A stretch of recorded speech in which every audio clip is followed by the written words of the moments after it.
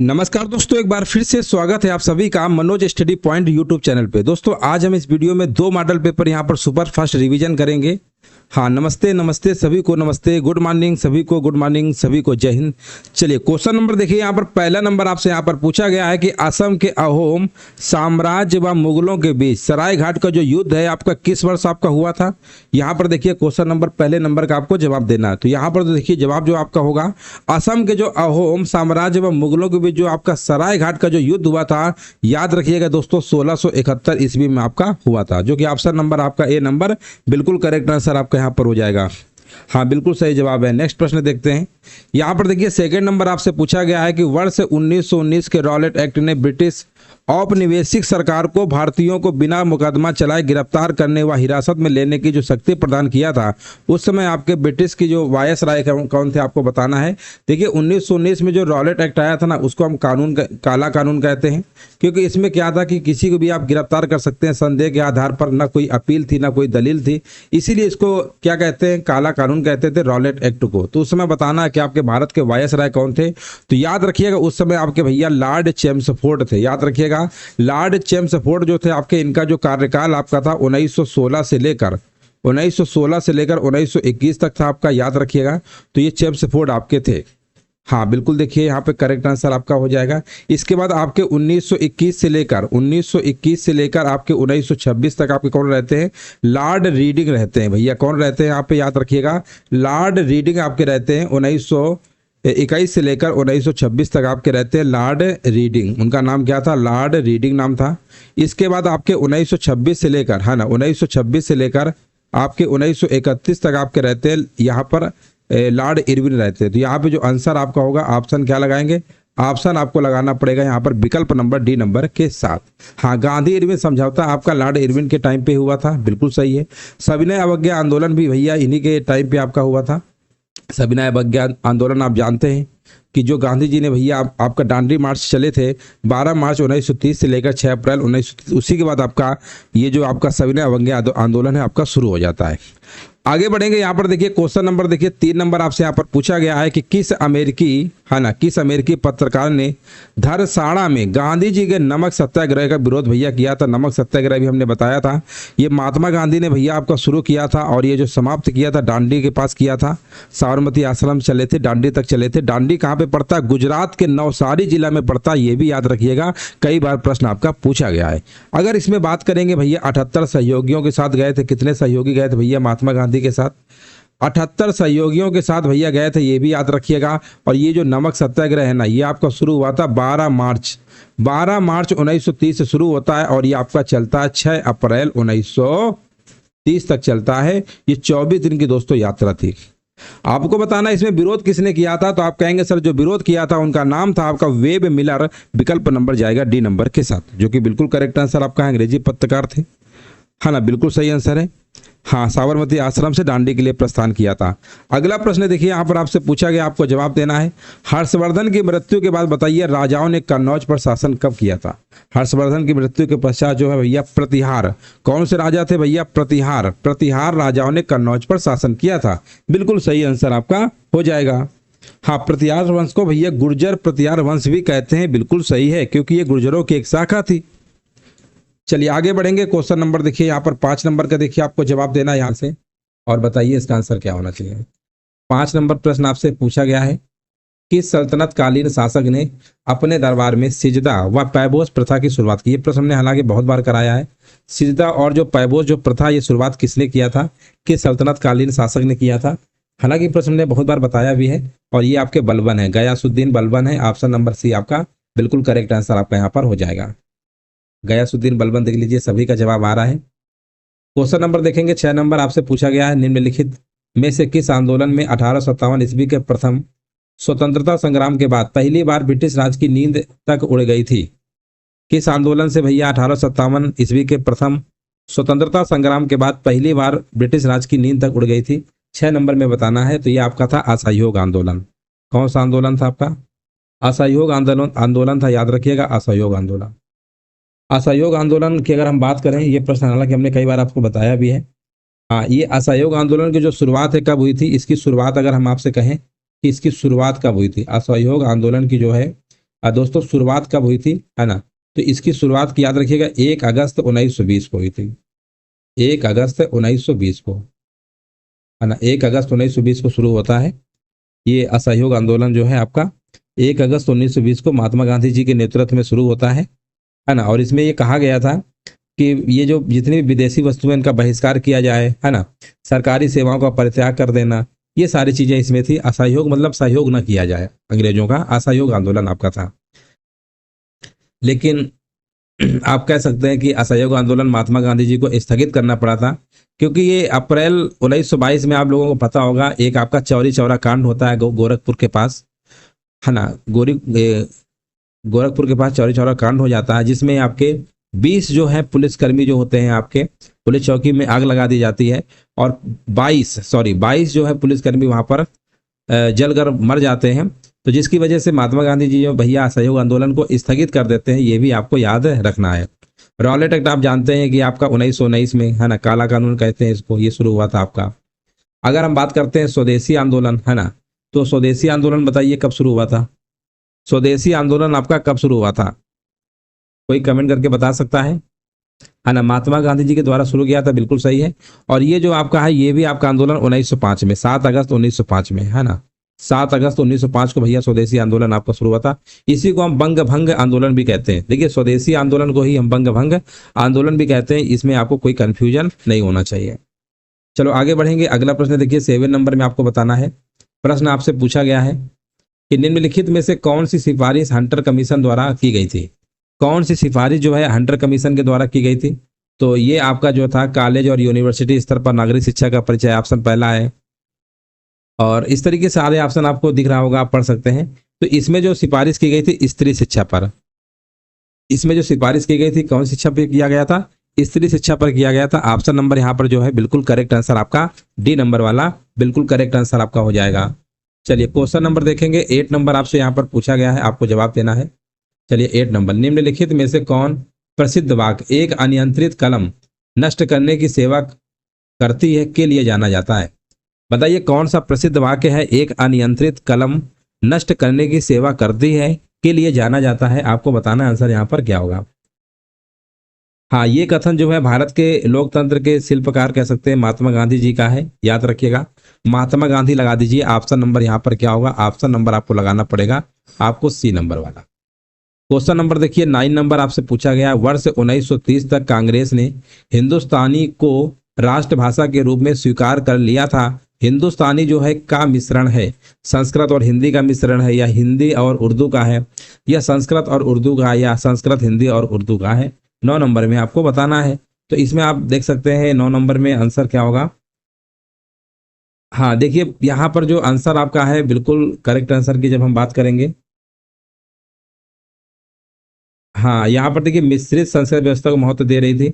हाँ ये बात तो सही है। कौन कौन सी थी आपको बताना है? हिंदी और उर्दू। देखिए 1930 तक कांग्रेस ने हिंदी और उर्दू से बनी मिश्रित भाषा जो है हिंदुस्तानियों को अगर हम राष्ट्रभाषा के रूप में स्वीकार कर लिया था। हिंदी और क्या है आपका? हिंदी और उर्दू। ऑप्शन देखें कहाँ लिखा हुआ है, हिंदी और उर्दू। ऑप्शन नंबर यहाँ पर क्या होगा दोस्तों? बी नंबर आपका करेक्ट आंसर आपका यहाँ पर हो जाएगा। चलिए नेक्स्ट प्रश्न देखिए आपसे पूछा गया क्वेश्चन नंबर देखिए 10 नंबर आपको बताना है। चलिए सभी लोग कमेंट करिए, जितने भी लोग लाइव हैं। यहाँ पर लिखा हुआ है होम रूल लीग आंदोलन किसके द्वारा शुरू किया गया था? चलिए कमेंट करिए इसका राइट आंसर क्या होगा। होम रूल जो लीग आंदोलन है आपका ये 1916 में शुरू किया गया था एनी बेसेंट के द्वारा, है ना। ये एनी बेसेंट के द्वारा शुरू किया गया था, 1916 में किया गया था। कब किया गया था? 1916 में आंदोलन आपका शुरू किया गया था आपका एनी बेसेंट जी के द्वारा। हाँ बिल्कुल देखिए करेक्ट आंसर आपका यहाँ पर हो जाएगा होम रूल लीग आंदोलन एनी बेसेंट के द्वारा शुरू किया गया था आपका। चलिए हाँ 1916 में देखिए आपका एक कांग्रेस का जो है आपका लखनऊ समझौता भी हुआ था, आपको पता होगा लखनऊ समझौता हुआ था, है ना। अंबिका चरण मजूमदार ने इसकी अध्यक्षता किया था। इसमें हिंदू मुस्लिम जो आपके थे ना इनको एक साथ लाने का प्रयास किया गया था। ये लखनऊ समझौता था 1916 वाला। प्रश्न कई बार पूछा जाता है ना, कि मुस्लिम लीग कब साथ में आए थे? तो ये आपका लखनऊ समझौता में आए थे। अगला प्रश्न हाँ कई बार पूछ लिया जाता है कि लखनऊ समझौता जो आपका 1916 में हुआ था इसकी अध्यक्षता किसने किया था? तो अंबिका चरण मजूमदार ने किया था। ये भी आपको याद रखना है। क्वेश्चन नंबर देखेंगे 11 नंबर में पूछा गया पीवीसी किसके निर्माण में प्रयोग किया जाता है? पॉलीविनाइल क्लोराइड इसका फुल फॉर्म होता है और किसके निर्माण में प्रयोग किया जाता है? प्लास्टिक के पाइप इससे बनते हैं, प्लास्टिक होगा। ऑप्शन नंबर सी आपका सही है। क्वेश्चन नंबर देखिए 12 नंबर आपसे पूछा गया, दिहांग और लोहित निम्नलिखित में से किस क्षेत्र की नदियां हैं? यहाँ पर देखिए आपको कमेंट करना है राइट आंसर क्या होगा, क्वेश्चन नंबर 12 नंबर में बताना है ना। दिहांग और जो लोहित है ना, ये आपकी किस क्षेत्र की नदियां हैं? तो दोस्तों याद रखिएगा ये अरुणाचल प्रदेश और असम की है ना। दिहांग और लोहित कहाँ की हैं? ये आपकी हैं अरुणाचल प्रदेश और असम की हैं। दिहांग अरुणाचल प्रदेश, लोहित असम की, याद रखेंगे। चलिए आगे बढ़ेंगे।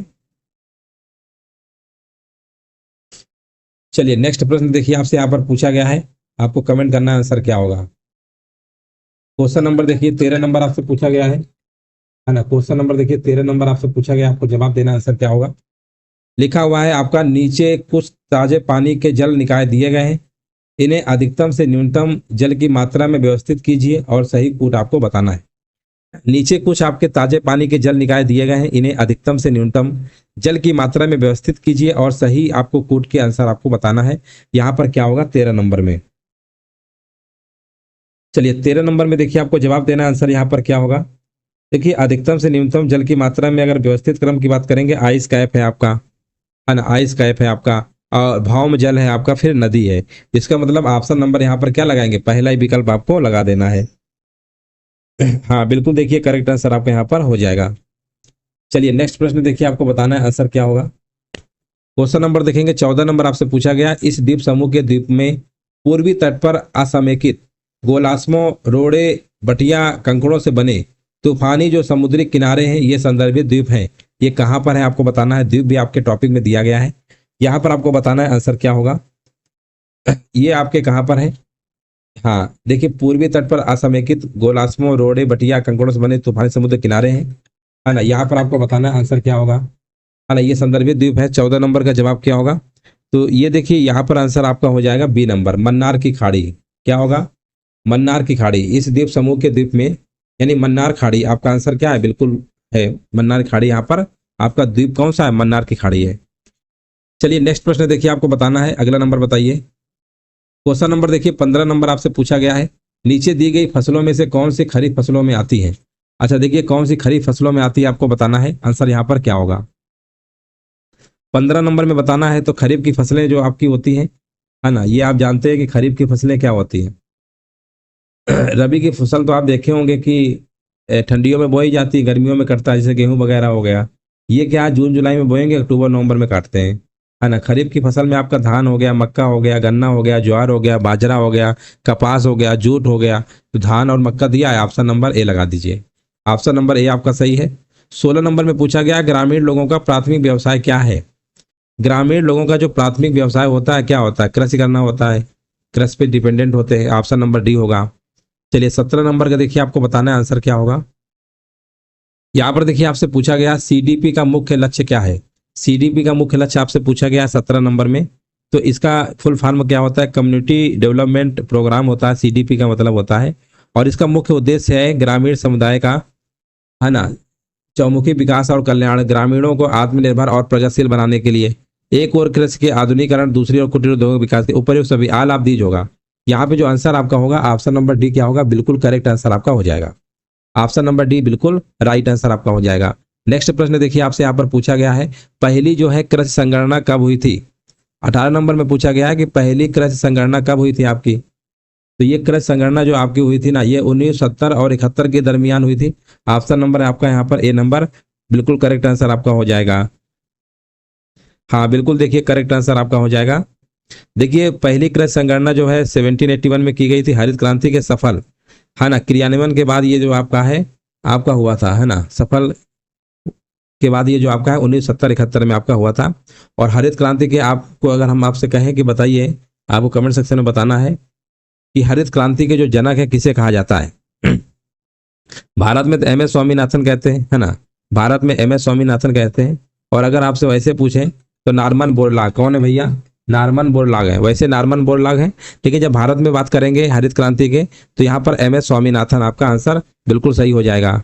चलिए 19 नंबर आपको बताना है। यहाँ पर लिखा रानी की वाव जो 100 रुपए के मुद्रा नोट पर छपी है वह किस राज्य में स्थित है। 19 नंबर में देखिए आपको बताना है आंसर यहाँ पर क्या होगा, है ना। 19 नंबर में रानी की वाव जो कि 100 रुपए के मुद्रा नोट पर छपी है ना, यहाँ पर आपको बताना है। तो ये आपका गुजरात, गुजरात भैया गुजरात राज्य में स्थित है ना। रानी की वाव कहाँ है? गुजरात में है। चलिए 20 नंबर में देखिए आपको बताना है, नेक्स्ट प्रश्न है एकीकृत जीएसटी, है ना। जीएसटी भी आपके सिलेबस में है। एकीकृत जीएसटी किसके द्वारा संग्रहित होता है? ये देखिए ये जो मॉडल पेपर में है ना, सब टॉपिक पे ही आपका बेस्ड टॉपिक पे ही क्वेश्चंस है। एकीकृत जीएसटी जो होता है किसके द्वारा संग्रहित होता है? चलिए 20 नंबर का देखिए आपको जवाब देना है। तो ये आपका होता है केंद्र सरकार द्वारा होता है, केंद्र सरकार द्वारा आपका होता है।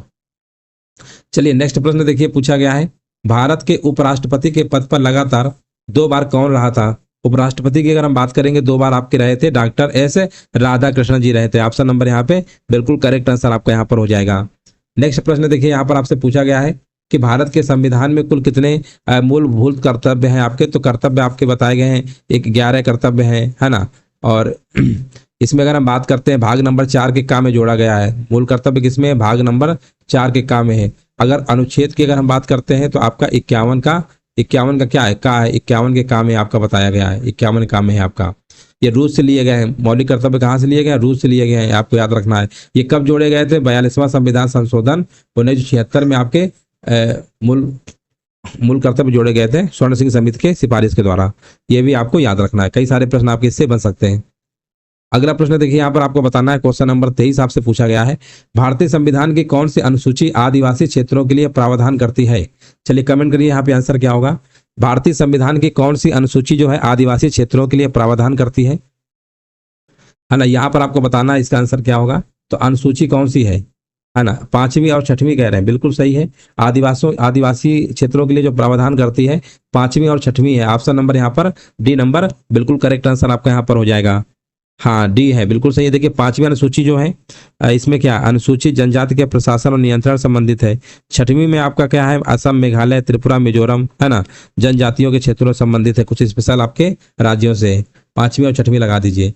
चलिए क्वेश्चन नंबर देखिएंगे 24 नंबर आपसे पूछा गया है, भारतीय संविधान के किस अनुच्छेद में उल्लेख है कि भारत के राज्य क्षेत्र के सभी प्राधिकारी, दीवानी और न्यायिक उच्चतम न्यायालय की सहायता में कार्य करेंगे, है ना। यहाँ पर देखिए आपको बताना है कि भारतीय संविधान के किस अनुच्छेद में उल्लेख किया गया है कि भारत के राज्य क्षेत्र के सभी प्राधिकारी, दीवानी, सिविल और न्यायिक यानी जुडिशियल जिसे कहते हैं उच्चतम न्यायालय की सहायता में कार्य करेंगे, है ना। उच्चतम न्यायालय बोले तो सुप्रीम कोर्ट की सहायता करेंगे, जितने भी ऐसे छोटे आपके हैं वो सब क्या करेंगे? सहायता करेंगे सुप्रीम कोर्ट की। आपको बताना है कि कौन से उसमें कहा गया है, क्योंकि हर राज्यों में तो आपका सिविल कोर्ट होता है ना, हाई कोर्ट भी होता है, कहीं कहीं आपका हाई कोर्ट आपके 25 है।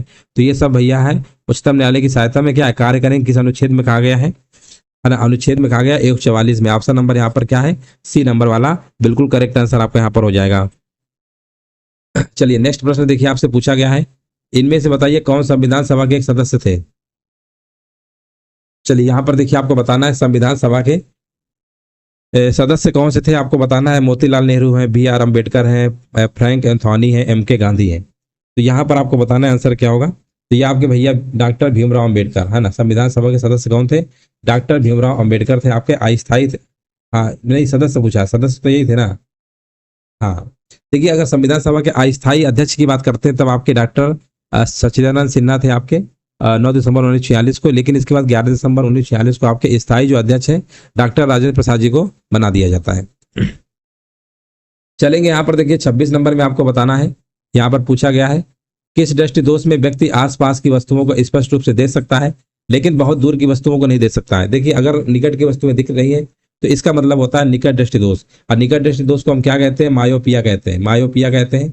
और दूर दृष्टि दोष जो आपका होता है ना उसे हम हाइपरमेट्रोपिया कहते हैं। हाइपरमेट्रोपिया जो आपका होता है ये कौन सा होता है? ये दूर दृष्टि दोष होता है। कौन सा होता है? दूर दृष्टि दोष। अच्छा दूर दृष्टि दोष में क्या होता है? दूर की दिखाई देगा, नजदीक का दिखाई नहीं देता। और ये आपका होता है निकट दृष्टि दोष। कौन सा होता है? ये आपका निकट दृष्टि दोष होता है। निकट दृष्टि दोष में आप क्या होता है? जो दोष होता है वही दिखाई देगा। तो इसमें निकट का दिखाई देगा लेकिन दूर का दिखाई आपका नहीं देता है। यहाँ पर देखिए पूछा गया इनमें से बताइए किसमें अर्धसूत्री विभाजन होता है। साइंस का प्रश्न आपसे पूछा गया है, अर्धसूत्री विभाजन बताइए किसमें होता है ना। अर्धसूत्री जो विभाजन है आपका ये होता है आपका पुंकेसर में। ऑप्शन नंबर यहाँ पर सी नंबर बिल्कुल करेक्ट आंसर आपका हो जाएगा। चलिए 28 नंबर देखिए आपसे पूछा गया है, आपको बताना है यहाँ पर तरल पदार्थ की तुलना में ठोस पदार्थ में परमाणुओं का व्यवस्थापन किस प्रकार होता है। तरल पदार्थों की तुलना में ठोस पदार्थ में जो होता है बहुत ही, आप देखे होंगे इनमें जो आपका परमाणुओं का जो व्यवस्थापन होता है बहुत ही पास पास होते हैं ना, तो पास पास का मतलब होता है बहुत ही पास पास बंधे होते हैं। तो ऑप्शन नंबर सी लगा दीजिएगा। 29 नंबर पूछा गया, गेहूं की बेकिंग गुणवत्ता किसके कारण होती है? गेहूं की जो बेकिंग गुणवत्ता है किसके कारण होती है? तो यह आपका हो जाएगा ग्लूटेन, ग्लूटेनिन। क्या होता है? ग्लूटेनिन। ऑप्शन नंबर यहाँ पर क्या है? ऑप्शन नंबर आपका पहला ही विकल्प आपका बिल्कुल करेक्ट आंसर आपका यहाँ पर हो जाएगा। नेक्स्ट प्रश्न देखिए, आपसे पूछा गया है 1 लीटर पानी में कितनी कैलोरी होती है? 1 लीटर पानी में कितनी कैलोरी होती है, याद रखिएगा। देखिए, कैलोरी ऊर्जा की इकाई है, पानी को लीटर में मापते हैं तथा लीटर में कैलोरी की इकाई कोई होती ही नहीं है, तो इसमें क्या होगा? इनमें से कोई नहीं, कोई कैलोरी नहीं होती है। 30 नंबर का सी नंबर आपका सही होगा, है ना। चलिए आगे बढ़िए। यहाँ से देखिए मैथ के प्रश्न आपके स्टार्ट हो चुके हैं, जो कि बहुत ही आसान प्रश्न कह सकते हैं। यहाँ पर 31 नंबर पूछा है, एक और स्वयं को छोड़कर इनके गुणनखंड कितने हैं? अच्छा देखिए, गुणनखंडों की अगर हम संख्या निकालते हैं, कैसे निकालते हैं? हाँ ना, ये प्राइम फैक्टर में पहले इनके अभाज्य गुणनखंड निकाले जाते हैं, कोई भी संख्या होती है, बट इन्होंने संख्या न देके उसके अभाज्य गुणनखंड इन्होंने पहले ही दे रखा है, तो इसमें कोई इशू नहीं है। अभाज्य गुणनखंड आपके दिए हैं, अब आप करना क्या, अगर संख्या निकालना है इनकी पावर में सब में एक एक जोड़ दो, पावर में क्या कर दो, एक एक जोड़ दो, फिर गुणा कर लो। 6 में एक जोड़िए 7 आएगा, 2 में एक जोड़िए 3 आएगा, 4 में एक जोड़िए 5 आएगा, और 2 में एक जोड़िए 3 आएगा। 7 त्रिका 21 होगा, 5 त्रिका 15 होगा, 15 एकम 15, 15 दूनी 30 और 1 31, एक मतलब 31 हो गया। 315 आएगा, 315 जो कि ऑप्शन नंबर डी है। इस तरीके से आपको निकालना था। 32 नंबर पूछा गया, उड़द दाल के 3 पैकेट है, इसमें 9/2 किलोग्राम, 21/4 किलोग्राम, 15/4 किलोग्राम आपकी उड़द की दाल है। ये पैकेट एक थैले में खाली किए जाते हैं। अब थैले में कितनी उड़द की दाल है? अच्छा, एक में कर दिया, सब टोटल जोड़ लो, बस जोड़ना ही है और कुछ नहीं, तो इसको जोड़ लीजिए, क्योंकि यहाँ पर सब अलग अलग है, एक में मिला दिए, अब पूछ रहे हैं कितना है, तो सबको एक साथ जोड़ दो, क्योंकि सब एक साथ मिला दोगे ना तो सब एक ही साथ तो होगा, तो 15/4 होगा। एलसीएम की बात करेंगे 4 आएगा, इसका इसमें भाग देंगे, 2 दूनी 4, 2 आया, 2 को इसमें मल्टीप्लाई करते हैं 18 आता है। ये 4 का भाग देंगे, एक बार जाएगा, 1 का मल्टीप्लाई करेंगे यहाँ पर 21 ही आएगा। 4 का भाग देंगे, एक बार जा रहा है, एक बार मल्टीप्लाई करते हैं 15 आएगा। अब जोड़ लो कितना आएगा, तो यहाँ पर आएगा 8 1 9, 9 5 14, और 2 1 3 1 4 5, 4 से इसमें भाग कर दो, या 2 से काट लो, 27 आएगा, और 2, 27 का आधा कितना होता है? 13.5। बस ऑप्शन नंबर आपका ए नंबर बिल्कुल करेक्ट आंसर आपका यहाँ पर हो जाएगा। इस तरीके से आप आराम से लगा सकते हैं। देखो यहाँ पर क्वेश्चन नंबर देखिए 33 नंबर में पूछा गया है, प्रथम 48 प्राकृतिक संख्याओं के वर्गों का औसत क्या होगा? अच्छा, प्राकृतिक संख्याओं के अगर हम सिर्फ वर्गों का अगर हम बात करें कि योग कैसे निकालते हैं, तो प्राकृतिक संख्याओं के वर्गों का जो योग का जो एक ट्रिक होता है कि जो संख्या लिखी है वो लिखो पहले, है ना। अब योग निकाल रहे हैं, प्राकृतिक संख्याओं के वर्गों का योग निकाल रहे हैं, तो इसमें संख्या लिखो 48, इसके अगली नंबर क्या आता है? 48 के आगे आप जानते हैं 49 आता है, फिर इन दोनों को जोड़ दो, 48 49 जोड़ोगे तो कितना आएगा? 9 8 17, और 4 4 8 1 9, ये आएगा 97 आएगा, ठीक है ना। ये जोड़ने के बाद अब आपको क्या करना है? 6 से भाग कर देना, ये ट्रिक है। अगर कोई भी प्राकृतिक संख्या के अगर वर्गों का योग निकालना हो, तो जो संख्या जहां पे दिया हो, जिसे प्रथम 48 दिया है तो 48 लिखना, उसके आगे वाला नंबर लिखना 49, फिर दोनों को जोड़ देना, जोड़ने के बाद 6 से भाग कर देना, तो ये 48 जो प्रथम प्राकृतिक संख्या है उनके वर्गों का योग निकल आएगा। इसको काट लो, 6 8 क्या होता है? 48 होता है ना। तो ये आपका कितना आ गया योग? 8 गुणते 49 गुणते 97 आ गया। अच्छा, औसत पूछा है, तो औसत में क्या होता है? जितनी संख्या है उससे भाग भी तो देते हैं, भाग दे देंगे 48 से, 8 6 48 आ गया। अब इसका देखो यहाँ पर क्या करना है, मल्टीप्लाई कर लो, 49 का 97 के साथ मल्टीप्लाई कर लो, कितना आएगा? तो देखो यहाँ पे मल्टीप्लाई हम कर देते हैं, 49 गुणते 97 करेंगे, 7 नहीं है 63 होता है, 7 चौका 28 28, और 6 34 होता है, 9 नहीं है 81 होता है, 9 चौको 36 36, और 8 कितना होता है? 44 होता है। कितना होता है दोस्तों? 44, यानी यहाँ पर 44 आएगा। अब यहाँ पर 3 4 1 5 7 4, ये आपका आ जाएगा 4753। इसमें 6 से भाग कर देना, इसमें क्या करोगे? 6 से भाग कर देना 47 53 में, तो कितना आएगा? 6 7 42 आएगा, 5 आएगा 5, अब कितना आएगा? 6 9 54 होगा, 1 आएगा 13, 6 दूनी 12, यानी 792 समथिंग कुछ आ रहा है। ऑप्शन नंबर यहाँ पे पहला नंबर आपको लगा देना है। अब देखिए निम्नलिखित व्यंजक का सरलीकरण पूछा गया है ना। तो यहाँ पर देखिए लाइन ब्रैकेट है, पहले इसको सॉल्व करेंगे। बॉड मास में क्या होता है कि पहले लाइन ब्रैकेट को सॉल्व किया जाता है।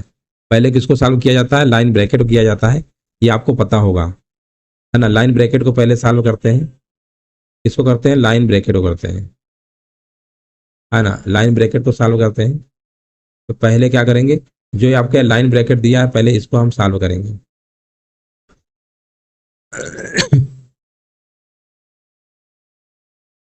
है ना, सबसे पहले हम लाइन ब्रैकेट को सॉल्व कर लेते हैं।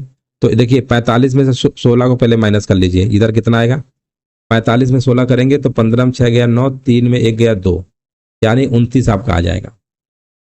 इतना दोस्तों आपका आ जाएगा, यहाँ पर आपका 29 आपका आ जाएगा लास्ट में, है ना। तो 29 लिख लीजिएगा यहाँ पे। अच्छा, स्टार्टिंग में अगर आप देखेंगे तो यहाँ पर कितना है, ये आपका यहाँ पर तो डॉट मास लग ही सकता है। तो पहले इसको डिवाइड कर लो, 19 सत्ते कितना होता है, डिवाइड करेंगे पहले।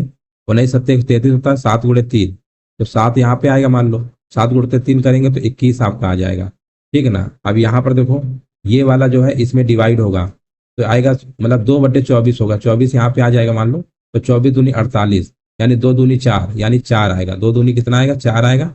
अब प्लस आपका 841 जो है वो तो आएगा ही, और डिवाइड में कितना आएगा, इधर 29 आएगा, 29 आएगा।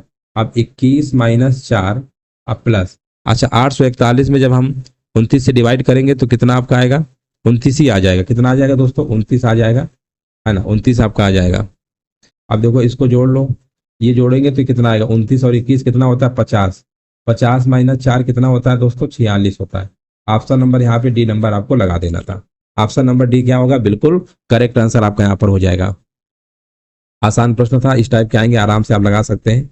चलिए 35 नंबर देखिए, यहाँ पर क्या पूछा गया है, लिखा हुआ है एक संख्या में पहले 12% की वृद्धि करते हैं, फिर 23% की वृद्धि करते हैं। इस प्रकार प्राप्त संख्या में 34% की कमी कर दी जाती है। मूल संख्या में कुल वृद्धि या परसेंटेज में आपको बताना है, वो भी निकटतम पूर्णांक में बताना है।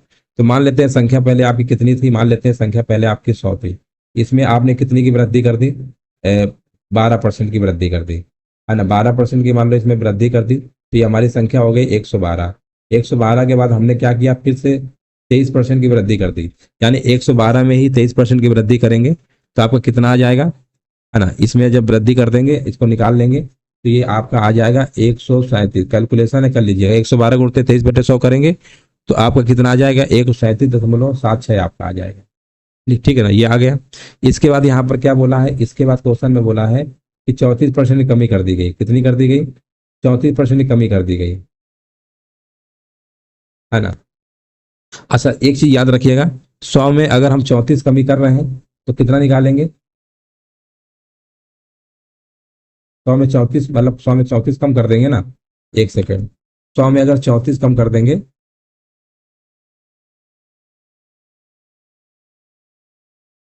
हाँ देखिए एक सेकेंड, 100 में अगर 34 कमी है ना, 100 में 34 कम करेंगे, है ना, 100 में 34 की जब कमी करेंगे तो कितना बचेगा, 66 आएगा। तो इसका 66% निकाल लेना, क्या निकाल लेना, 66%। इसका जब 66% निकालोगे तो आपका लगभग आएगा 90.92 आएगा, यानी मान लेना कि ये अप्रॉक्स आपका 91 के आसपास आ जाएगा। अब देखो पहले हमारे पास 100 था, अब 91 हो गया, कितनी कमी हो रही है आप देख ही रहा है आपको, 100 से 91 में आ रहे हैं, 9 की कमी हो रही है, बटे में लिखेंगे 100 इंटू 100, यानी यहाँ पर जो आंसर आपका आना चाहिए 9% की कमी आएगा, 9% की कमी आएगा। ऑप्शन नंबर यहाँ पे ए नंबर बिल्कुल करेक्ट आंसर आपका हो जाएगा। चलिए 36 नंबर देखिए, आपको बताना है, यहाँ पर प्रश्न आपसे पूछा गया है। चलिए 36 नंबर का जवाब दीजिए। लिखा हुआ है भूरे बालों की, यहाँ पर लिखा हुआ है, हिंदी का प्रश्न है, भूरे बालों की सी कतरन में कौन सा अलंकार है। 36 नंबर में देखिए आपको बताना है आंसर क्या होगा। हाँ देखिए यहाँ पर उपमा अलंकार होगा, बिल्कुल सही है, ऑप्शन नंबर यहाँ पर क्या है, उपमा अलंकार होगा। देखिए उपमा अलंकार क्या होता है, जब किसी व्यक्ति या वस्तु की तुलना अत्यंत समानता के कारण किसी दूसरे व्यक्ति या वस्तु से कर देते हैं ना, तब वहां पे उपमा अलंकार होता है। जैसे भूरे बालों की सी कतरन, यहाँ चींटियों की पंक्ति की तुलना भूरे बालों की कतरन से की गई है ना, तो यहाँ पर क्या है, उपमा अलंकार आपका हो जाएगा। चलिए यहाँ पर देखिए 37 नंबर बताना है, वधु का बहुवचन क्या होगा। वधु का बहुवचन क्या होगा, आसान प्रश्न है ये, है ना। 37 नंबर बताइए क्या होगा, ये आपका वधुओं होता है, ऑप्शन नंबर बी होगा, है ना। नेक्स्ट प्रश्न बताइए, यहाँ पर देखिए 38 नंबर पूछा गया, साल दर साल में कौन समास है। साल दर साल में कौन समास आपका होगा, तो इसमें आपका हो जाएगा अव्ययी भाव समास। कौन सा होगा, अव्ययी भाव। इसमें पहला शब्द क्या होता है, संख्यावाचक होता है, पहला पद क्या होता है आपका, अव्यय होता है अव्ययी भाव समास में। संख्यावाचक तो उसमें होता है आपका द्विगु समास में होता है, ठीक है ना, द्विगु समास में होता है। और जिसमें दोनों पद प्रधान होते हैं ना, उसमें आपका क्या होता है, उसमें आपका द्वंद्व समास होता है। जिस समास में पूर्व पद तथा अव्यय हो उसे हम अव्ययभाव समास कहते हैं। जैसे साल दर साल, इसका समास विग्रह करेंगे ना तो आपका आएगा हर साल। क्या आएगा? हर साल। चलिए अगला प्रश्न देखिए, आपसे यहाँ पर पूछा गया है 39 नंबर। 39 नंबर बताना है, हुए जहां है हम मार्गचारी, पंक्ति में कौन छंद है? हुए जहां है हम मार्गचारी, इस पंक्ति में छंद पूछ लिया गया है। 39 नंबर में क्या होगा, है ना? इसमें जो छंद आपका होगा उपेंद्र वज्रा है। कौन सा है? उपेंद्र वज्रा छंद यहाँ पे होगा, है ना? ये एक वर्णिक छंद होता है। इसके प्रत्येक चरण में आपकी 11 वर्ण होते हैं और 5वें और 6ठे वर्ण पर यति होती है ना? तो यहाँ पे जो आपका आंसर होगा, हुए जहां है हम मार्गचारी, इसमें आपका छंद आपका उपेंद्र वज्रा है। चलिए यहाँ पर देखिए 40 नंबर में बताना है, निम्नलिखित वाक्य में आपको शुद्ध वर्तनी बताना। दवाइयाँ, दवाइयाँ कैसे लिखते हैं, है ना? आसान प्रश्न है ये 40 नंबर का। दवाइयाँ जो है आपका, ऑप्शन नंबर बी को देखिए ध्यान से, ये वाला आपका क्या है, बिल्कुल सही लिखा है। दवाइयाँ इस तरीके से आपका लिखा जाता है। देखिए यहाँ पर रीजनिंग के प्रश्न आपके स्टार्ट हो चुके हैं, कथन निष्कर्ष के हैं, है ना? कथन निष्कर्ष के प्रश्न आपके आ गए हैं यहाँ पर रीजनिंग में। यहाँ पे लिखा हुआ है कुछ सेब संतरे हैं, थोड़ा सा इसको हम ऐसे कर दे रहे हैं, अब आपको दिख रहा होगा। चलिए यहाँ पर देखिए क्वेश्चन लगाइए सभी लोग। लिखा है कुछ सेब संतरे, सभी संतरे क्या है, फल है ना? देखो कुछ सेब संतरे हैं, कुछ सेब, ये मान लेते हैं सेब है, कुछ सेब क्या है आपके, संतरे हैं। कुछ सेब आपके क्या है, संतरे हैं। और लिखा है सभी के सभी संतरे क्या है, फल है। सभी के सभी संतरे क्या है,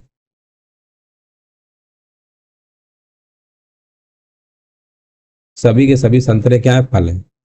सभी के सभी संतरे क्या है, फल है। ये आपको दिख रहा है पूरा ग्राफ अच्छे से। कुछ सेब क्या है, संतरे हैं, और सभी के सभी संतरे क्या है, फल है।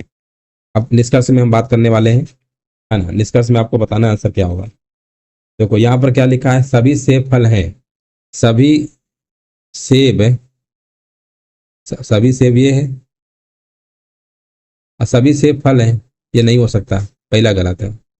कुछ फल संतरे हैं, कुछ फल, हाँ बाहर से अंदर की ओर आ रहे हैं, कुछ वाला होता है, कुछ फल संतरे हैं, ये वाला हो जाएगा। कुछ फल क्या है, संतरे हैं, यानी यहाँ पर जो आपका है केवल निष्कर्ष दूसरा पालन करता है। कौन सा है?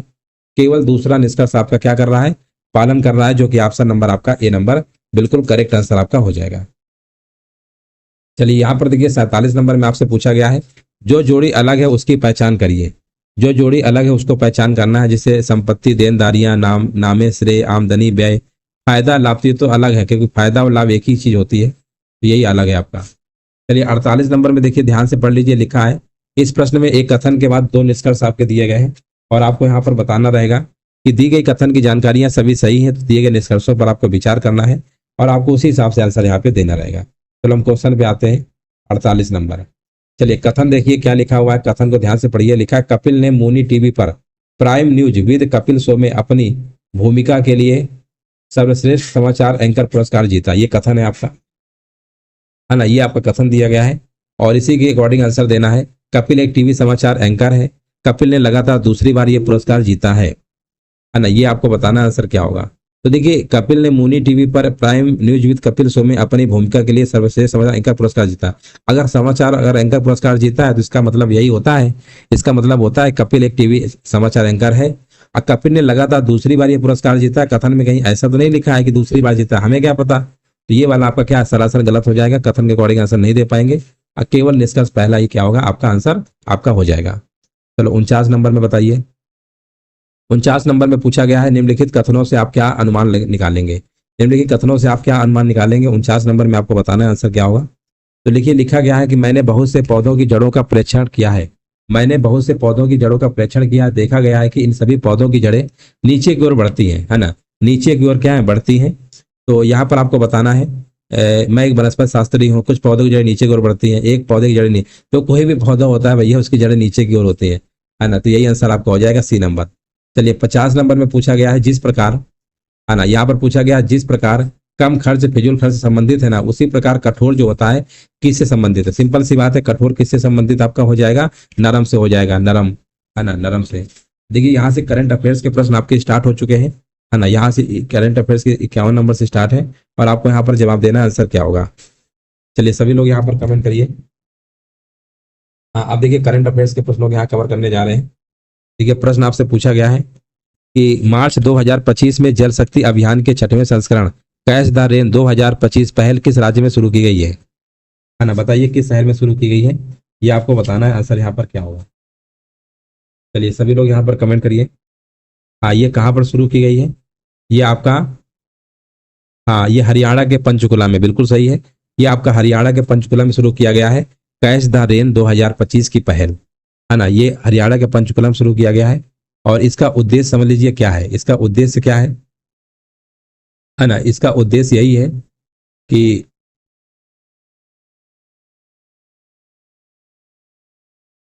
इसका उद्देश्य जो आपका है कैच द रेन, है ना? इसका उद्देश्य यही है कि देश के 148 जल संकट ग्रस्त जिलों पर विशेष ध्यान केंद्रित किया जाएगा, ठीक है ना? ऑप्शन नंबर ये बिल्कुल करेक्ट आंसर आपका हो जाएगा ये। चलिए आगे बढ़ेंगे। नेक्स्ट प्रश्न देखिए, आपको बताना है 52 नंबर। बताइए, प्रश्न आपसे पूछा गया है वित्तीय क्षेत्र मूल्यांकन कार्यक्रम, वित्तीय क्षेत्र मूल्यांकन कार्यक्रम किन दो संगठनों की संयुक्त पहल है ना? किन दो मतलब संगठनों की संयुक्त पहल है, आपको बताना है 52 नंबर में। तो ये आपका है अंतरराष्ट्रीय मुद्रा कोष IMF है, और आपका विश्व बैंक है आपका, है ना?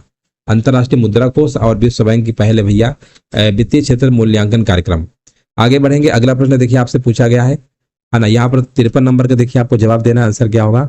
हाल ही में कौन सा देश अंतरराष्ट्रीय न्यायशास्त्र में मानव केंद्रित दृष्टिकोण से पर्यावरण केंद्रित दृष्टिकोण अपनाने वाला पहला देश बन गया है ना? पहला देश देखिए बन गया है, आपको बताना है आंसर क्या होगा, है ना? ये देश का नाम क्या है आपका? भारत बन गया है। क्या बन गया है? भारत, इंडिया ही है। ऑप्शन नंबर सी आपका सही है। 54 नंबर पूछा गया अंतर्राष्ट्रीय योग दिवस 2025 का विषय क्या है? अंतर्राष्ट्रीय योग दिवस 2025 का विषय क्या है? 54 नंबर में आपको बताना है। और 54 नंबर का जवाब क्या होगा? इसका विषय एक पृथ्वी एक स्वास्थ्य के लिए योग। क्या है? एक पृथ्वी और एक स्वास्थ्य के लिए योग है, इसका विषय है। ऑप्शन नंबर आपका ए नंबर बिल्कुल करेक्ट आंसर आपका यहाँ पर हो जाएगा। चलिए नेक्स्ट प्रश्न बताइए, है ना? विश्व योग दिवस आप जानते हैं ना, 21 जून को आपको मनाया जाता है, 21 जून को मनाते हैं। केंद्र सरकार के द्वारा प्रायोजित आयुष्मान भारत प्रधानमंत्री जन आरोग्य योजना जो है लागू करने के लिए कौन संस्था जिम्मेदार है ना? कौन संस्था जिम्मेदार है आपको बताना है 55 नंबर में। तो संस्था का नाम है आपका राष्ट्रीय स्वास्थ्य प्राधिकरण। क्या है? राष्ट्रीय स्वास्थ्य प्राधिकरण। ऑप्शन नंबर सी आपका बिल्कुल करेक्ट आंसर आपका हो जाएगा।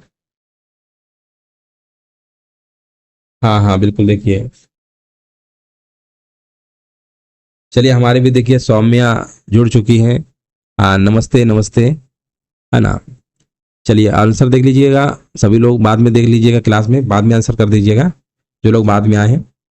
चलिए क्लास कैसी लग रही कमेंट करके जरूर बताइएगा बाद में। चलिए यहाँ पर देखिए सब रिसेंटली प्रश्न है, करंट के ही है। 56 नंबर देखिए आपसे पूछा गया है मार्च 2025 में अफ्रीकी स्वास्थ्य एजेंडा अंतर्राष्ट्रीय सम्मेलन कहाँ पर आयोजित किया गया? ये कहाँ पर आयोजित किया गया आपको बताना है ना? ये कहाँ पर किया गया है? 56 नंबर में बताना है। तो ये आपका दोस्तों किया गया है रवांडा, रवांडा में जगह का नाम है किगाली, किगाली रवांडा में हुआ है। ऑप्शन नंबर यहाँ पे बी नंबर बिल्कुल करेक्ट आंसर आपका यहाँ पर हो जाएगा। चलिए नेक्स्ट प्रश्न देखिए आपको बताना है 57 नंबर। केंद्रीय बजट 2025-26 में घोषित राष्ट्रीय भू स्थानिक मिशन का प्राथमिक उद्देश्य क्या है ना? इसका प्राथमिक उद्देश्य आपसे पूछा गया है। प्राथमिक उद्देश्य क्या है? हाँ यहाँ पर प्राथमिक उद्देश्य यही है। ऑप्शन नंबर बी क्या लिखा हुआ है? भू अभिलेखों का आधुनिकीकरण करना और शहरी नियोजन को बढ़ाना। ऑप्शन नंबर यहाँ पर क्या है आपका? केंद्रीय बजट 2025-26 में जो घोषित राष्ट्रीय भू स्थानिक है, भू से संबंधित है तो आंसर भी भू से रिलेटेड ही होगा। तो 57 नंबर का आपका बी नंबर बिल्कुल करेक्ट आंसर आपका हो जाएगा। नेक्स्ट प्रश्न आपका है अंतरराष्ट्रीय पक्षी महोत्सव 2025 का आयोजन किस शहर में प्रस्तावित है? चलिए यहाँ पर कमेंट करिए। अंतरराष्ट्रीय पक्षी महोत्सव 2025 का जो आयोजन है किस शहर में प्रस्तावित है ना? शहर का नाम आपसे पूछा गया है। तो इसका जो प्रस्तावित है आपका प्रयागराज में है। प्रयागराज जानते हैं, इलाहाबाद का नाम बदलकर आपका प्रयागराज कर दिया गया है। और ये आपका 16 से 18 फरवरी 2025 तक आपका हो भी चुका है ना? तो 2025 में आपका हो चुका है फरवरी महीने में ही, तो ये भी आपको याद रखना है। हाँ 16 से 18 फरवरी महाकुंभ के दौरान आपका हुआ था अंतर्राष्ट्रीय पक्षी महोत्सव आपका, ये आपका हो चुका है, ठीक है ना? चलिए आगे बढ़ेंगे। यहाँ पर देखिए नेक्स्ट प्रश्न आपसे पूछा गया, आपको बताना है। यहाँ पर लिखा 2 से 15 फरवरी 2025 तक आयोजित एक्वेरियन भारत और किस देश के बीच एक संयुक्त सैन्य अभ्यास है? चलिए यहाँ पर बताइए आंसर क्या होगा? 2 से 15 फरवरी 2025 तक आयोजित एक्वेरियन भारत और किस देश के बीच एक संयुक्त सैन्य अभ्यास है? है ना। ये आपका है मालदीव, क्या है आंसर, मालदीव हो जाएगा, ऑप्शन नंबर सी हो जाएगा। मालदीव बिल्कुल सही आंसर है ना। भारत और एक्वेरियन, है ना। चलिए आगे बढ़ेंगे। भारत और मालदीव के बीच जो अभ्यास है ना उसका नाम एक्वेरियन है। चलिए 60 नंबर बताइए आंसर क्या होगा। लिखा हुआ है जनवरी 2025 में भारतीय रेलवे ने उत्तर प्रदेश के किस शहर में पेंट माई सिटी अभियान का आयोजन किया है। चलिए कमेंट करिए आंसर क्या होगा।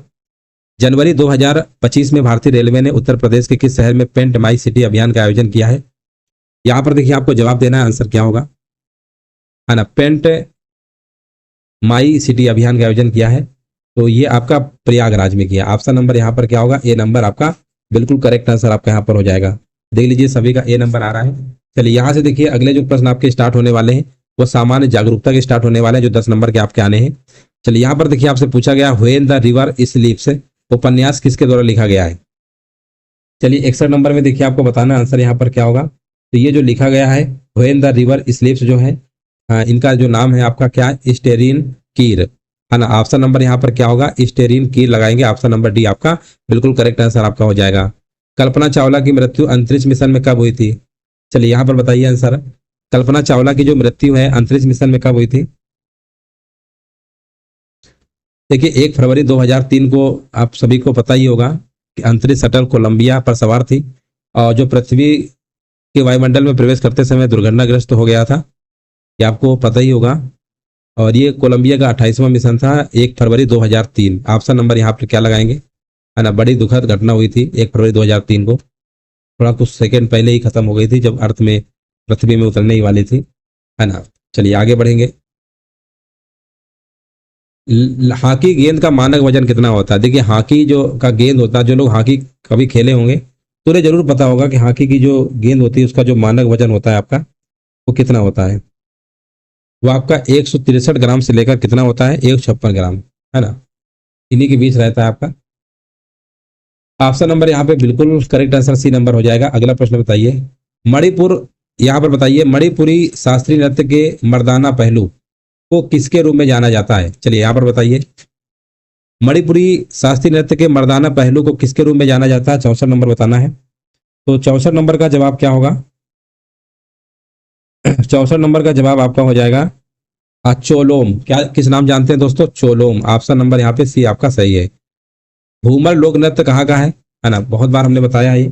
घूमर कहाँ का है, ये राजस्थान का है आपका। एक झूमर है वो छत्तीसगढ़ का है। ये घूमर है तो घूमर लगाइएगा राजस्थान का, एक झूमर होता है वो छत्तीसगढ़ का झूमर, है ना। अगर झूमर कहेंगे तब छत्तीसगढ़ का होगा, ये घूमर है।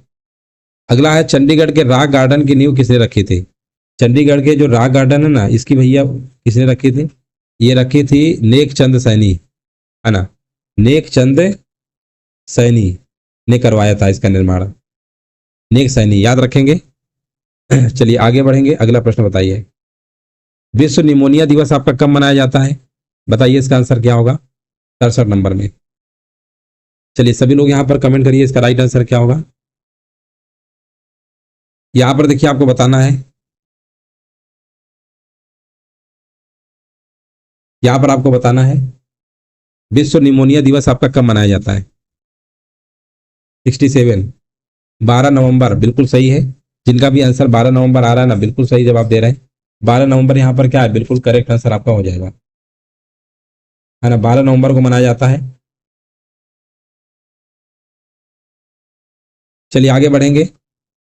यहाँ पर पूछा गया NFPA का निस्तारण फुल फॉर्म बता दीजिए क्या होगा।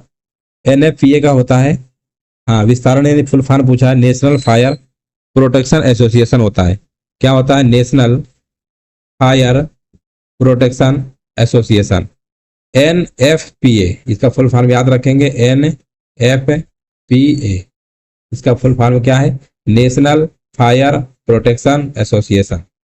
अगला प्रश्न पूछा गया पीसा की झुकती मीनार किस देश में है। चलिए यहाँ पर कमेंट करना है, पीसा की जो झुकती मीनार है ये किस देश में है। 69 नंबर में, ये आपका इटली में है। कहाँ पर है दोस्तों, इटली। ये कहाँ पर है, इटली में है। इटली आपका बिल्कुल सही आंसर आपका हो जाएगा। चलिए नेक्स्ट प्रश्न देखिए आपसे पूछा गया है, कमेंट करिए सभी लोग। किस देश ने पहला T20 क्रिकेट का विश्व कप जीता था। कौन सा जीता था आपका, हाँ ये दक्षिण अफ्रीका में हुआ था। कहाँ पे हुआ था ये आपका साउथ अफ्रीका में हुआ था। पहला हुआ था आपका साउथ अफ्रीका में हुआ था। और सबसे बड़ी बात है, इंडिया ने जीता था और ये इसको हराया था। इसको हराया था, आप जान सकते हैं, पाकिस्तान को हराया था, है ना, पाकिस्तान को हराया था। और भारत ने पहला T20 वर्ल्ड कप आपका जीता। नंबर का आपको जवाब देना है।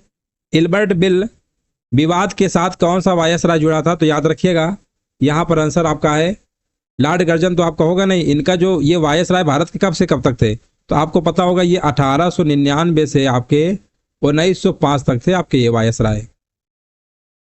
अच्छा, लॉर्ड रिपन की अगर हम बात करते हैं, है ना, तो लॉर्ड रिपन का जो कार्यकाल था जो वायसराय का, ये था आपका दोस्तों 1880 से लेकर 1884 तक था। इन्हीं के टाइम पे 1882 में जो आपकी है नियमित जनगणना आपकी शुरू हुई थी, हर 10-10 साल में शुरू हुई थी, ये आपको पता होना चाहिए, है ना। नियमित जनगणना लॉर्ड रिपन के शासनकाल में ही शुरू हुई थी। तो बंगाल विभाजन, लॉर्ड कर्जन आप जानते ही होंगे। इल्बर्ट बिल विवाद है क्या, पहले तो ये समझ लीजिए, इल्बर्ट बिल विवाद है क्या?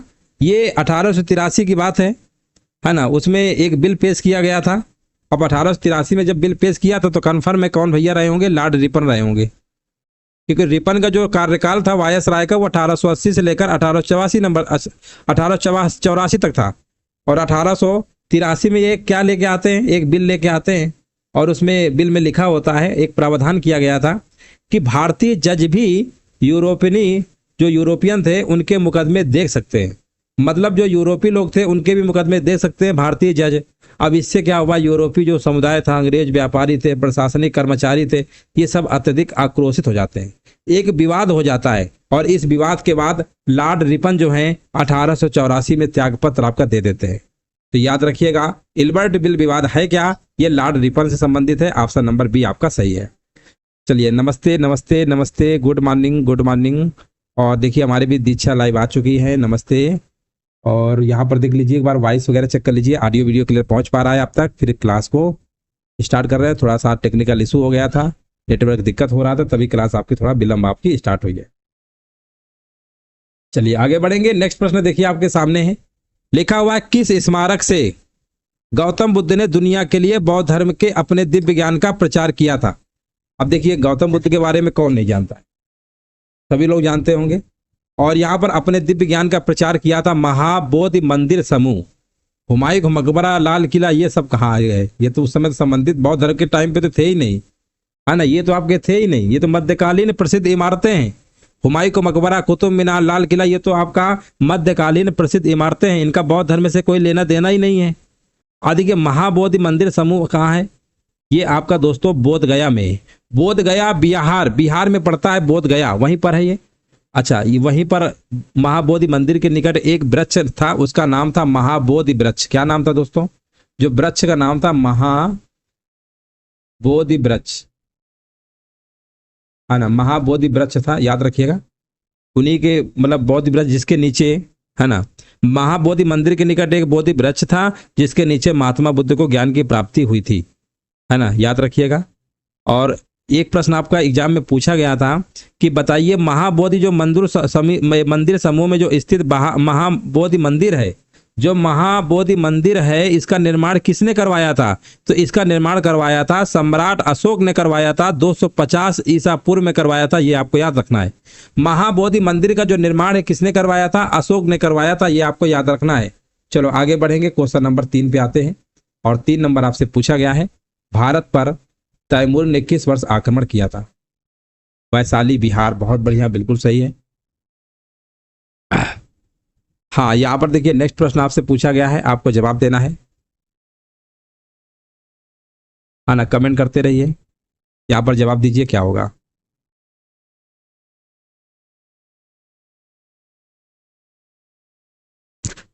भारत पर तैमूर ने किस वर्ष आक्रमण किया था? तैमूर भैया बड़ा आतंक मचाए थे, और ये एकदम से इनका उद्देश्य ही था कि कुल मिला के भारत की जो बड़ी धनराशि है उसको प्राप्त करना था, है ना। और अपनी आत्मकथा में तैमूर ने यह भी बताया है कि भारत पर हमले को इस्लाम के प्रचार के उद्देश्य से जोड़ा था। उन्होंने बोला हमला इसलिए किया था, इस्लाम का प्रचार चाहते थे। अब भारत से जाते हुए उसने खिज्र खां को अपना प्रतिनिधि नियुक्त कर दिया। और जिसे बाद में सैयद वंश की स्थापना किया था। आपको पता है सैयद वंश की स्थापना खिजर खान ने किया था, है ना। तो ये ऑप्शन क्या होगा 1398 में। ये कब आए थे 1398 में आक्रमण किए थे भैया तैमूर। अगला प्रश्न है महाराणा प्रताप, ये आप युद्ध जानते होंगे हल्दी घाटी का युद्ध। अच्छा एक प्रश्न आपको पूछा जाता है हल्दी घाटी का युद्ध कब हुआ था, तो दोस्तों याद रखिएगा 18 जून 1576 को हुआ था। हल्दी घाटी का युद्ध कब हुआ था 18 जून 1576 को हुआ था। यह डेट किसी को नहीं भूलनी चाहिए। वो अलग बात है कि महाराणा प्रताप इस युद्ध में हार गए थे, महाराणा प्रताप अंग्रेजों के बीच हुआ था, है ना। ये बात अलग है कि महाराणा प्रताप किसी युद्ध में हार हुई थी, लेकिन हल्दी घाटी का युद्ध आपका 1576 में हुआ था। कई बार आपका प्रश्न पूछा गया है। क्वेश्चन नंबर देखिए 5 नंबर आपसे पूछा गया है हुएनसांग एक क्या थे। हुएनसांग आपके एक चीनी यात्री थे। ऑप्शन नंबर यहाँ पे सी लगा दीजिए। अच्छा हुएनसांग जो है हर्षवर्धन के शासनकाल में आए थे। ये किसके शासनकाल में आए थे हर्षवर्धन, है ना, हर्षवर्धन, हर्षवर्धन के शासनकाल में आए थे। याद रखिएगा हर्षवर्धन के शासनकाल में आए थे। हाँ ये चीनी यात्री हैं, 15 वर्षों तक भारत में रहे थे ये। और आया कब था 630 ईसा पूर्व, 630 ईसा पूर्व से लेकर, है ना, नहीं ईसा पूर्व नहीं है, 630 ईस्वी से लेकर आपका 15 इसमें जोड़ दीजिए कितना आएगा 645। हाँ 645 ईस्वी तक आपके भैया भारत में रहे थे हुएनसांग, है ना। ये किसके समय आए थे हर्षवर्धन के शासनकाल के टाइम आए थे। इनकी एक पुस्तक है आपको अगर मालूम होगा, हाँ अपनी इनकी एक पुस्तक है सी यू की, उसमें अपनी यात्रा और भारत के बारे में बहुत अच्छे से विवरण दिया गया है। पुस्तक का नाम है सी यू की, यहाँ लिख दे रहे हैं सी यू की, ऐसे लिखा होगा सी यू और की, इस पुस्तक में बताया है। 6 नंबर का देखिए आपको बताना है यहाँ पर जवाब क्या होगा। भारतीय स्वतंत्रता आंदोलन की ग्रांड ओल्ड लेडी किसे कहा गया है। ये कहा गया है आपका अरुणा आसफ अली को। विकल्प नंबर यहाँ पे डी नंबर आपका आंसर सही हो जाएगा। चलिए आगे बढ़ेंगे। चर्बी लगे कारतूस के प्रयोग से इनकार करने वाला पहला भारतीय सिपाही कौन था। देखिए चर्बी लगे कारतूस के प्रयोग से इनकार करने वाला जो पहला भारतीय था उनका नाम था मंगल पांडे। मंगल पांडे थे, याद रखिएगा। ये 34वीं बंगाल नेटिव इन्फेंट्री का सिपाही था। एक बार हमने प्रश्न पूछा था कि मंगल पांडे कौन से उसके थे सिपाही, उसमें ऑप्शन दिया था 32 34 करके। ये 34वीं बंगाल नेटिव इन्फेंट्री का सिपाही था और चर्बी लगे कारतूसों को इन्होंने मना कर दिया था दांत से काटने से। इसी कारण इनको गिरफ्तार करके फांसी दे दिया गया था 1857 में। मंगल पांडे यहाँ पे बिल्कुल सही आंसर आपका है। चलो आगे बढ़ेंगे। क्वेश्चन नंबर 8 नंबर बताइए इसका आंसर क्या होगा। चलिए 8 नंबर देखिए आपके स्क्रीन के सामने आपको दिख रहा है। पूछा गया यदि हम स्वयं या किसी और को किसानों से उनके श्रम का समस्त फल ले जाने देते हैं तो हमारे बारे में स्वशासन की लगभग कोई भावना नहीं है। हमारा मोक्ष केवल कृषक के माध्यम से आ सकता है, ना तो वकील, ना चिकित्सक और ना ही अमीर हमें बचाने वाले हैं। ये एक प्रसिद्ध कथन किसके द्वारा कहा गया था। ये कथन किसके द्वारा कहा गया था याद रखिएगा MK गांधी, बोले तो महात्मा गांधी। ऑप्शन नंबर सी होगा। 9 नंबर देखिए पूछा गया वंदे मातरम गीत पहली बार किस पुस्तक में प्रकाशित हुआ था। ये आपका पहली बार प्रकाशित हुआ था आनंद मठ। ऑप्शन नंबर बी आपका बिल्कुल करेक्ट आंसर आपका यहाँ पर हो जाएगा। और इसी गीत का अंग्रेजी अनुवाद 1909 में अरविंद घोष ने किया था। इसी का जो इंग्लिश में अनुवाद है, अंग्रेजी में अनुवाद है, वो किसने किया था, अरविंद घोष ने किया था। 10 नंबर आपसे पूछा गया निम्नलिखित में से किस स्थान पर ब्रिटिश नमक कानून तोड़ने के लिए गांधी जी ने समुद्री पानी से नमक बनाया। इस प्रश्न का आंसर दीजिए, तब तक हम पानी पी ले रहे हैं। पानी बहुत तेज हमें प्यास लगी है, बहुत तेज। यहाँ पे गर्मी भी है, गर्मी का मौसम चल रहा है। आप लोग भी साथ में पढ़ते रहिए, पानी पीते रहिए।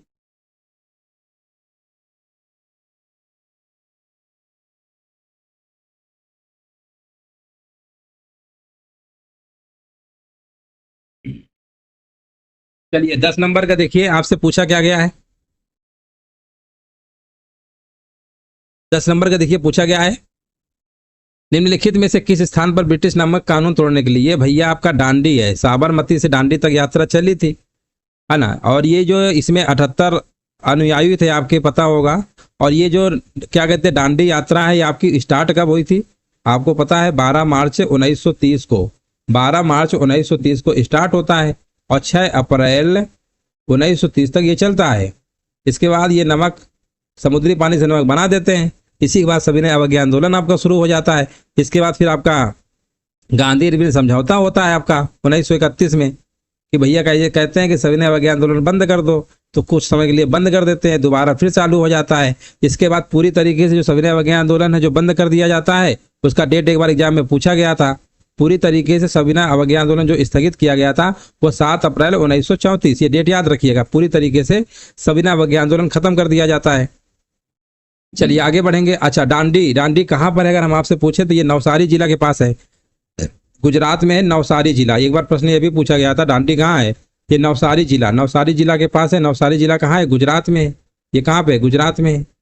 आगे बढ़ेंगे, नेक्स्ट प्रश्न बताइए। 11 नंबर में पूछा गया है भारत में, यहाँ पर पूरा प्रश्न है, भारत में समुद्री तट सबसे लंबा कौन सा है? सबसे लंबा वाला पूछा है, तो सबसे लंबा आपका इसमें कौन सा होगा? मरीना हो जाएगा, मरीना। 12 नंबर है, मानसरोवर झील से किस नदी का उद्गम हुआ है? हाँ, यहाँ पर बताइए इसका आंसर क्या होगा। मानसरोवर जो आपकी झील है, इससे किस नदी का उद्गम हुआ है? तो 12 नंबर में जवाब क्या होगा? और 12 नंबर का जवाब आपका होगा ब्रह्मपुत्र, है ना। ऑप्शन नंबर यहाँ पे सी नंबर बिल्कुल करेक्ट आंसर आपका हो जाएगा, ठीक है ना। यहाँ पे बिल्कुल करेक्ट आंसर आपका हो जाएगा। चलिए आगे बढ़ते हैं। क्वेश्चन नंबर देखिए 13 नंबर आपको बताना है।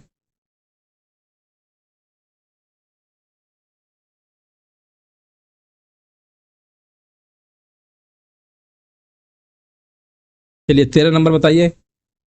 पृथ्वी अपने अक्ष पर एक चक्कर पूरा करने में कितना समय लेती है ना। कितना समय लेती है यहाँ पर आपको बताना है, आंसर क्या होगा, है ना। कितना समय लेती है, चलिए यहाँ पर कमेंट करिए।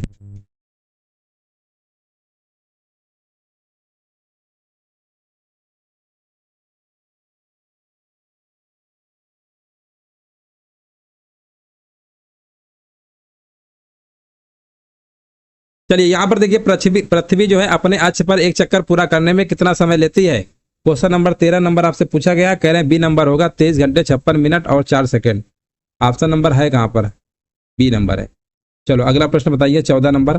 भारत किस गोलार्ध में स्थित है ना। भारत किस गोलार्ध में स्थित है आपको बताना है 14 नंबर में। तो भारत जो है उत्तरी और पूर्वी दोनों में है ना। उत्तरी और पूर्वी गोलार्ध मार दीजिए, ऑप्शन नंबर बी लगा दीजिए। बी नंबर देख लीजिए, सभी कह रहा है भारत किस, हाँ बिल्कुल देखिए करेक्ट आंसर दिया गया है, ऑप्शन बी होगा। चलिए नेक्स्ट प्रश्न बताइए।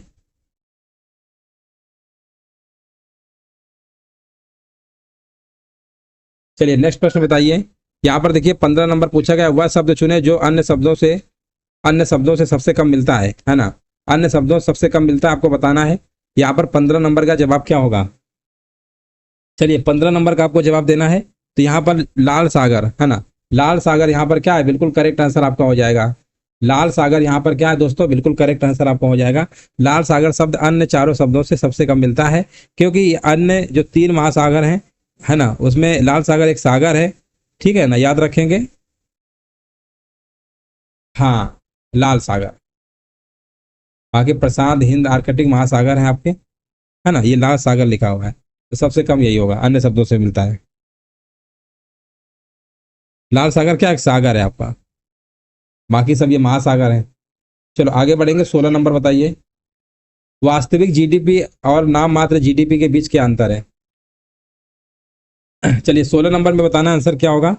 वास्तविक जीडीपी जो होता है ग्रॉस डोमेस्टिक प्रोडक्ट होता है, और नाम मात्र जीडीपी के बीच मुख्य अंतर यही होता है कि इनकी गणना के लिए प्रयोग की गई कीमतों के आधार पर करते हैं, है ना। तो आंसर क्या लगाएंगे?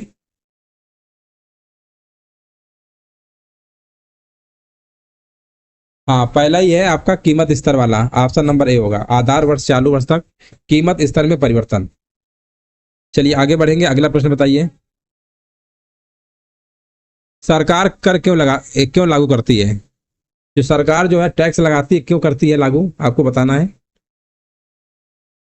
ना। क्योंकि सिंपल सी बात है, राज्य की कार्य प्रणाली चलाना है, और टैक्स से सरकार को पैसा मिलता है। इसी पैसे से जो सरकारी कर्मचारी होते हैं उन्हीं को पैसा मिलता है ना, टैक्स के पैसे से ही। तो राज्य की कार्य प्रणाली जो है चलाने के लिए सरकार के पास पैसा कहाँ से आता है? हम लोगों के टैक्स से तो आता है। जो टैक्स देते हैं उसी सरकार क्या करती है? सारे काम करती है, अपने तरफ से पैसा नहीं खर्च करती, हमें लोगों को पैसे से काम होता है। चलो आगे बढ़ेंगे। ओपन मार्केट ऑपरेशन क्या है? ओपन मार्केट ऑपरेशन क्या है? 18 नंबर में बताना है। तो ये आपका क्या, सरकार द्वारा सर्वोत्तम प्रतिभूतियों की बिक्री, ऑप्शन नंबर सी है। ग्रामीण अर्थव्यवस्था की पुनर्संरचना का मुख्य चरण क्या है? 19 नंबर आपको बताना है। ग्रामीण अर्थव्यवस्था की पुनर्संरचना का मुख्य चरण क्या है? हाँ, इसका मुख्य चरण देखिए, मजदूरों को समान अवसर मिले, ये भी है आपका। किसानों का कल्याण, ये भी है।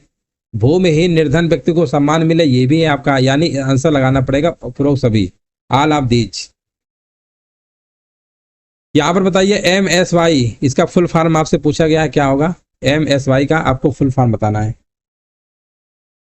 चलिए यहाँ पर देखिए, हमारे भी जवाब बिल्कुल सही आ रहा है। अर्चना शुक्ला आंसर बराबर दे रही है, गगन सिंह भी दे रहे हैं, है ना। RDX शिवम राज भी आंसर दे रहे हैं। यहाँ पर बताइए MSY को विस्तारित करना है, फुल फॉर्म बताइए क्या होगा MSY का? ये आपका होता है महिमा समृद्धि योजना, महिला, सॉरी महिला लिखा है, महिला समृद्धि योजना। क्या होता है? महिला समृद्धि योजना होता है MSY का मतलब। ये क्या योजना है? क्या ये 18 वर्ष से अधिक उम्र की महिलाओं में बचत की प्रवृत्ति को प्रोत्साहित करने के लिए केंद्र सरकार द्वारा योजना चलाई जा रही है, याद रखिएगा। ये जो योजना है आपकी 2 अक्टूबर 1993 से संचालित की जा रही है, यानी 1993 से आपकी योजना चल रही है। आंसर क्या है? महिला समृद्धि योजना है आपका। चलिए आगे बढ़ेंगे, नेक्स्ट प्रश्न बताइए। राज्य के नीति निर्देशक तत्व जो है यहाँ पर लिखा के दर्शन के अंतर्गत आते हैं। 21 नंबर में आपको बताना है आंसर क्या होगा। हाँ, 21 नंबर का आपका ए नंबर हो जाएगा, समाजवाद। सरकार के यहाँ पर बताइए, सरकार के संसदीय स्वरूप प्रारूप का प्रथम बार प्रारंभ हुआ, है ना। सरकार के संसदीय प्रारूप का जो है प्रथम बार प्रारंभ हुआ, ये कब हुआ था? 22 नंबर बताना है। तो ये आपका ब्रिटेन में हुआ था, ऑप्शन नंबर डी होगा। प्रथम संविधान सभा के स्थायी अध्यक्ष कौन थे? देखिए यहाँ पर हमने कई बार आपको बताया है, अस्थाई जो आपके थे डॉक्टर सच्चिदानंद सिन्हा थे, लेकिन स्थायी आपके जस्ट 2 दिन बाद बन जाते हैं। 9 दिसंबर 1946 को बनते हैं अस्थाई आपके डॉक्टर सच्चिदानंद सिन्हा, और 11 दिसंबर 1946 को बनते हैं आपके डॉक्टर राजेंद्र प्रसाद। जब भी स्थायी की बात करेंगे तो ऑप्शन क्या लगाएंगे? डॉक्टर राजेंद्र प्रसाद आपको लगा देना है। हजर अली आयोग की रिपोर्ट किस वर्ष में प्रस्तुत की गई थी? आपको बताना है। हजर अली आयोग की जो रिपोर्ट है किस वर्ष में प्रस्तुत की गई थी? 24 नंबर बताइए। हाँ, 24 नंबर का आपका है 1956 में। 1956 यहाँ पर क्या है? बिल्कुल करेक्ट आंसर आपका हो जाएगा। इनकी अध्यक्षता में एक 3 सदस्यीय राज्य पुनर्गठन आयोग का गठन किया गया था।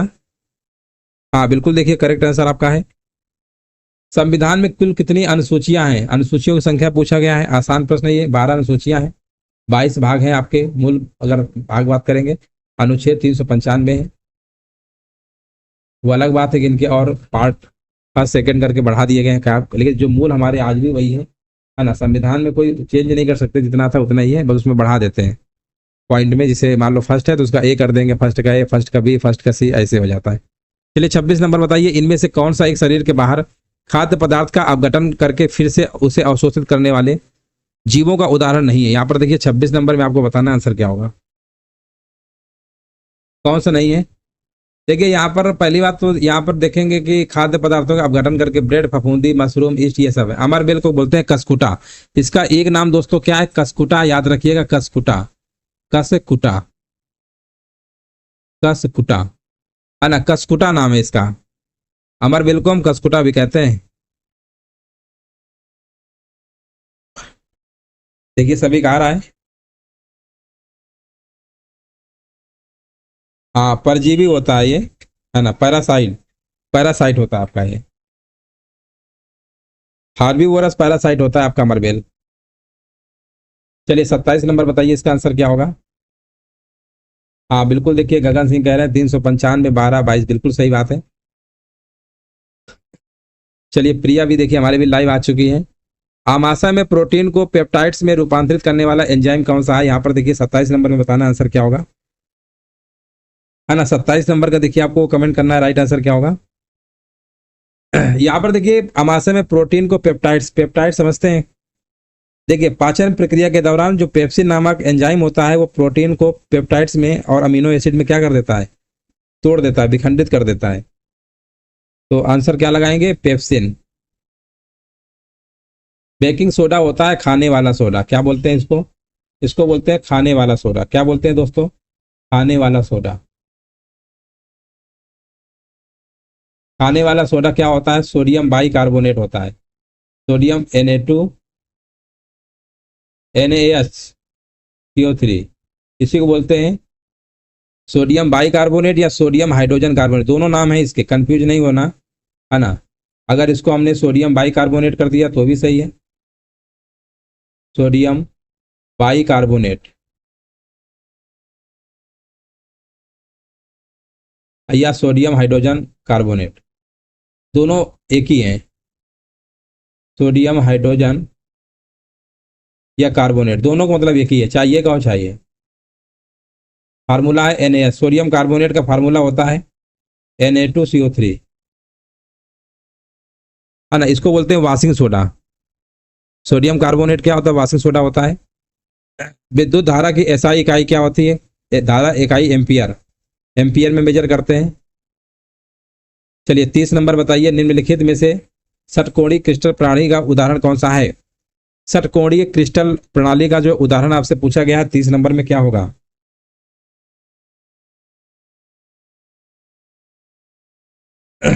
जिंक ऑक्साइड है। क्या है दोस्तों? जिंक ऑक्साइड यानी ZnO। हाँ, एक सफेद पाउडर होता है जो जल में अघुलनशील होता है। जल में क्या होता है? अघुलनशील होता है। इसका उपयोग खाद्य पदार्थ, बैटरी, अग्निरोधी, प्राथमिक चिकित्सा, टेप आदि में किया जाता है। चलो यहाँ पर देखिए, ये प्रश्न आपका कौन सा आ गया है? ये शायद मैथ का आ गया है। 31 नंबर से आपके मैथ के प्रश्न स्टार्ट हो गए। अब प्रश्न तो बहुत बड़ा लिखा है लेकिन है आसान।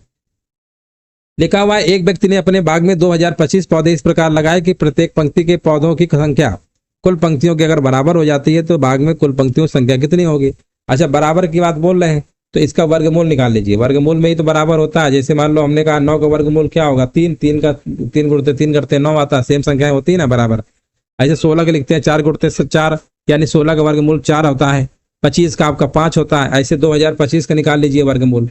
तो 2025 का निकालेंगे तो यहाँ पर कितना आएगा? 45 का आएगा। 45 गुणते 45 करेंगे तो आपका कितना आएगा? 2025 आएगा। तो आराम से लगा सकते थे, कोई दिक्कत नहीं है। चलो 32 नंबर बताइए। चलिए 32 नंबर बताइए। पेन कापी अगर आप लोगों ने न लिया हो तो ले लीजिए और लगाइए। इसका आंसर बताइए क्या होगा।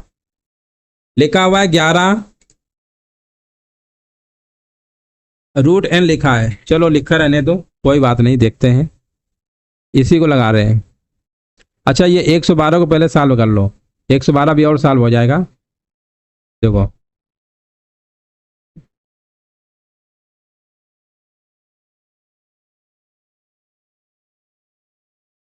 देखो 112 भी और आपका साल्व हो जाएगा।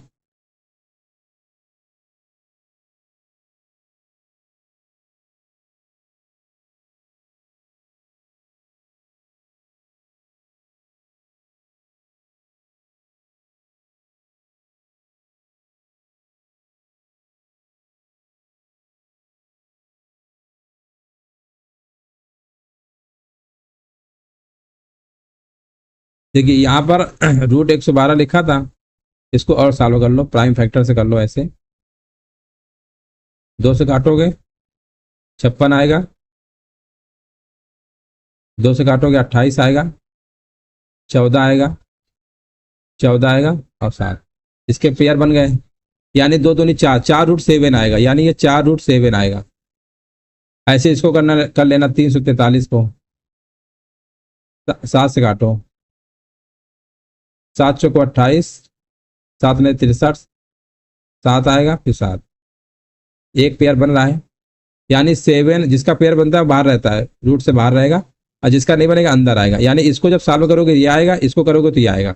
अच्छा, इसको हमें पता है कि 7 और 4 होता है 11√7। क्या होता है? 11√7 होता है। और इधर हमारा लिखा था 11√n। 11 से 11 मान लो कैंसिल हो गया। कंपेयर करेंगे, n की वैल्यू क्या आएगी? 7। n की value 7, option number C. Option number C क्या होगा? बिल्कुल करेक्ट आंसर आपका यहाँ पर हो जाएगा। इस तरीके से आप लगा सकते हैं, कोई इसमें दिक्कत नहीं होनी चाहिए।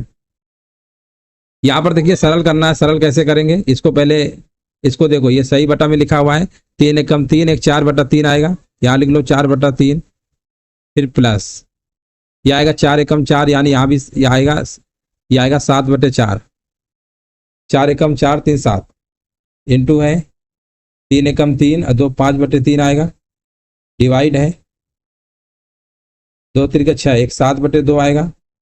डिवाइड को भी मल्टीप्लाई बना सकते हो, इसमें कोई दिक्कत नहीं है। 4/3 लिखो प्लस 7/4 है ही, 5/3 है ही। देखिए डिवाइड को मल्टीप्लाई बदलेंगे तो इसको उल्टा कर देंगे, यानी 2/7 कर देंगे, है ना। अब ये वाला पहले साल होगा मल्टीप्लाई वाला, तो 7 से 7 काट सकते हैं, 2 × 1 = 2, 2 दूनी 4 होता है, यानी 5/6 आएगा। 4/3 प्लस 5/6, एलसीएम ले लेंगे 6, 3 × 1 = 3, 3 दूनी 6, 2 बार जाएगा भाग देने पे, 2 को मल्टीप्लाई यहाँ करते हैं, 2 चौको 8 आएगा, 6 का भाग इसमें देंगे, एक बार जाएगा, 1 गुणा करेंगे 5 आएगा, 8 × 5 = 13, 13/6 आएगा। 13/6 कहाँ पे लिखा हुआ है, ये लिखा हुआ है। सही बटन लिखेंगे तो क्या आएगा, 2 सही 1/6 आएगा। तो ऑप्शन नंबर यहाँ पर क्या होगा, 33 नंबर का सी नंबर बिल्कुल करेक्ट आंसर आपका हो जाएगा। देख लीजिए सभी कह रहा है।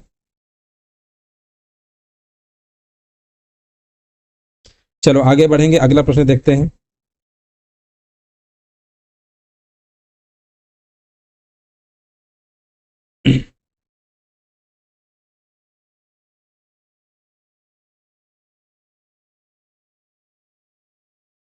चलिए प्रश्न आपका एवरेज का है ना।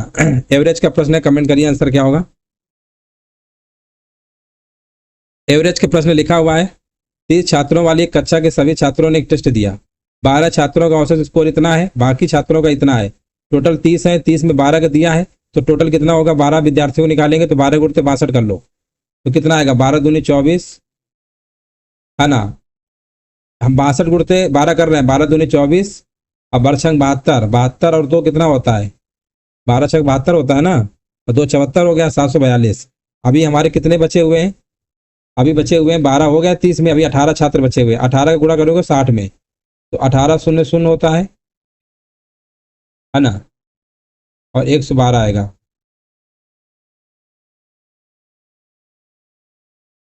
अठारह का गुणा करेंगे, 18×6 कितना होता है, 108 होता है, 108 होता है यहाँ पे, 108 आएगा और 0 ये आएगा। और टोटल कितने थे आपके, 30 छात्र से, बस डिवाइड कर लो आंसर आ जाएगा। इतना करना था, इतना कर लेंगे आंसर आपका आ जाएगा। अच्छा इसका 62 में जब मल्टीप्लाई करे थे 62 का, तो 12/2 क्या होता है, 24 होता है। अच्छा यहाँ पे 2 लिख गया, तो कोई बात नहीं, यहाँ पर ही आएगा। अब इसको जोड़ लो, जोड़ लेंगे तो कितना आएगा, 30 से भाग कर लेना, है ना, जोड़ लो, 0 आएगा। 8 4 कितने होते हैं, 12, और यहाँ पर आएगा 7 1 8 1/30, ये आएगा आपका। लग रहा गलत जोड़ दिए हैं, 1 सेकेंड, ये 4 आएगा, 8 4 12, और यहाँ पर आएगा 7 1 8 और 1 आएगा, ये आएगा आपका, है ना, ये आएगा। इसमें 30 से भाग कर लेना, आंसर आ जाएगा, ठीक है ना। इसको भाग कर लीजिएगा, आंसर आपका आ जाएगा 60.8 आएगा, 60 पॉइंट क्या आएगा, 8 आएगा। चलिए आगे बढ़ते हैं, अगला प्रश्न बताइए 35 नंबर।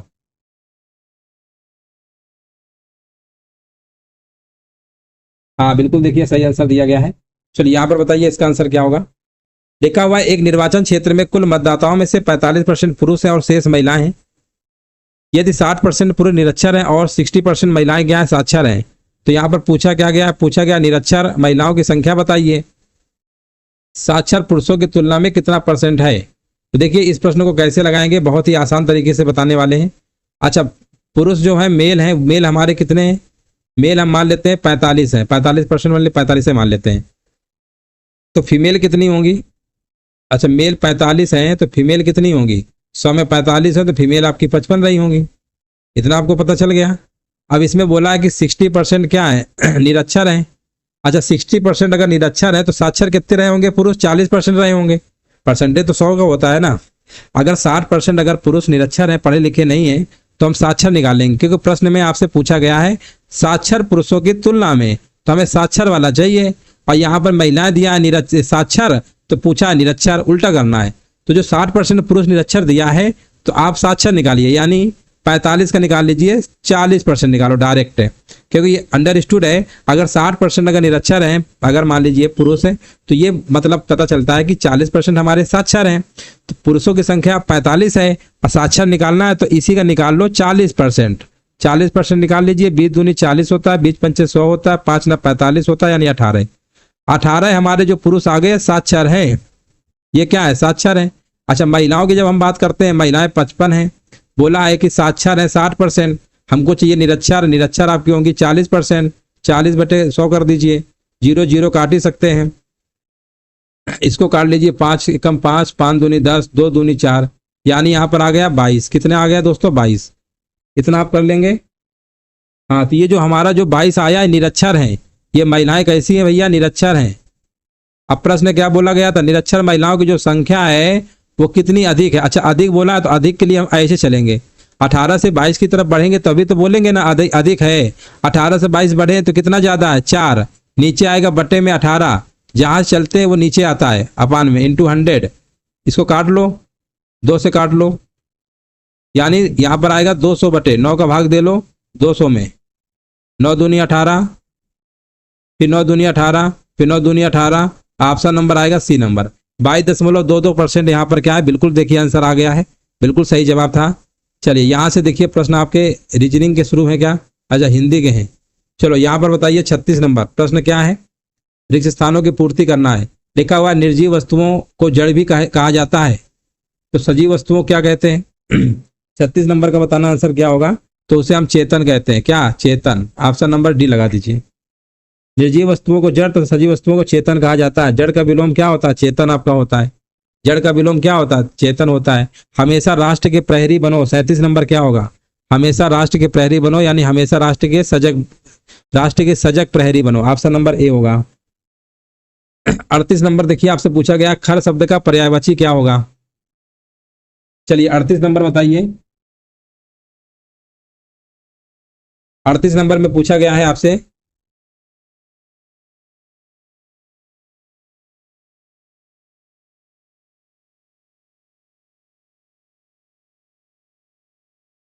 खर शब्द का पर्यायवाची क्या होगा, 38 नंबर। हाँ, गधा होता है, बिल्कुल सही है। खर का क्या होता है, गधा होता है, ऑप्शन डी आपका सही है।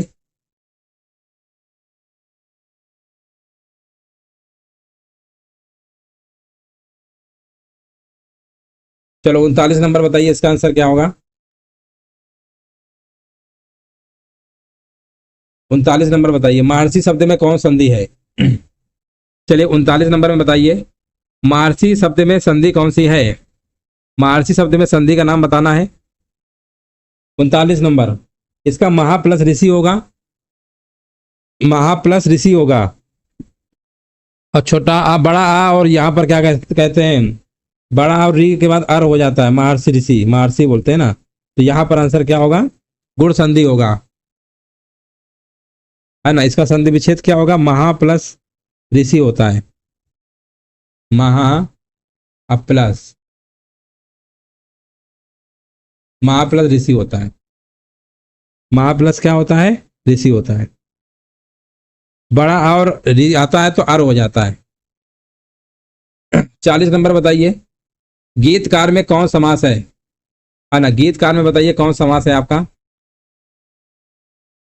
40 नंबर में बताना है। तो गीत को रचने वाला, यानी यहाँ पर तत्पुरुष समास है, गीत को रचने वाला, गीतकार, गीत को गाने वाला, गीत को रचने वाला, है ना। ऑप्शन नंबर यहाँ पे डी होगा।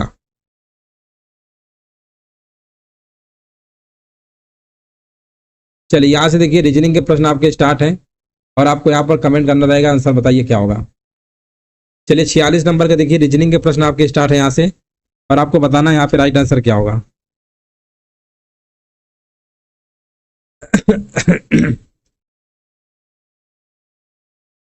चलिए प्रश्न सभी को दिख रहा है।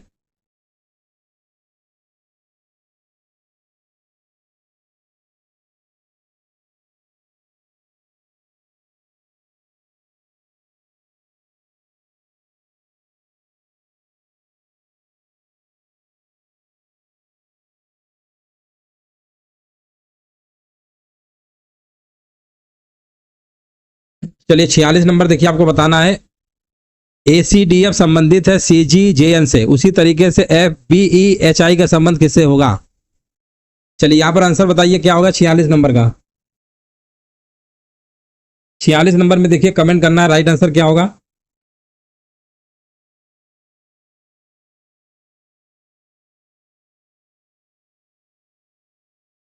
देखिए ए से सी में आप देख रहे हैं, ध्यान से देखिए, ए से सी में कितना बढ़ाया जा रहा है 2।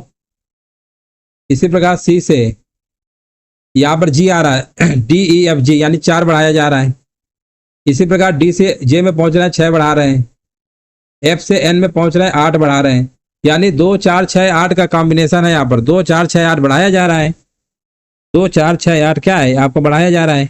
इसी प्रकार इसमें देखेंगे तो बी में 2 बढ़ाइए तो कितना आएगा, डी आएगा। अच्छा डी तो सभी में, फिर ई में 4 बढ़ाओगे आई आएगा, डी आई आएगा। डी आई कहाँ लिखा हुआ है। अब फिर इसके बाद एच में से 6 बढ़ाओगे तो कितना आएगा, एन आएगा, DIN DINQ। Option number B हो जाएगा यहाँ पर DINQ। 2 4 6 8 आपको बढ़ाना था। 47 नंबर में पूछा गया है इसमें से भिन्न संख्या बताइए कौन सी है। देखिए यहाँ पर आपको भिन्न संख्या बतानी है, जो इसमें भिन्न संख्या है वो आपको बताना क्या है। 47। देखिए यहाँ पर अगर आप ध्यान से देखेंगे ना, ये वाला जो नंबर है ये क्या लिखा गया, 4 की पावर 3 माइनस 1 क्या होता है, 63 आता है। यानी पहले का क्यूब किया गया, एक कम कर दिया गया है। इसी प्रकार 1 का क्यूब करेंगे, एक जोड़ एक मतलब माइनस कर देंगे, 0 आ गया, ये भी सही है। 5 का क्यूब करेंगे 125 आएगा, 125 में से 1 कम कर देंगे ना, 124 आएगा। 3 का क्यूब करेंगे 27 आएगा, 27 में से 1 कम कर देंगे ना तो 26 आएगा। 2 का क्यूब होता है, यही वाला भिन्न है। ऑप्शन नंबर सी लगा दीजिए। ऑप्शन नंबर यहाँ पर सी नंबर होगा, 5वां नंबर। चलिए आगे बढ़ेंगे, अगला प्रश्न बताइए 48 नंबर। 48 नंबर देखिए आपको बताना है आंसर यहाँ पर क्या होगा। देखा हुआ एक निश्चित कूट भाषा में शुगर को 81 लिखा गया है। शुगर को क्या लिख रहे हैं 81, फिल को लिख रहे हैं 51। तो बताइए क्रीम को क्या लिखेंगे, क्रीम को आपको कोड बताना है। 48 नंबर में आंसर क्या होगा। अच्छा शुगर को 81 लिखा कैसे गया होगा, देखते हैं, थोड़ा सा दिमाग लगाते हैं। शुगर का कोड में देखिए यहाँ पर शुगर है, पहले तो आपको मालूम होना चाहिए शुगर का कोड होता क्या है।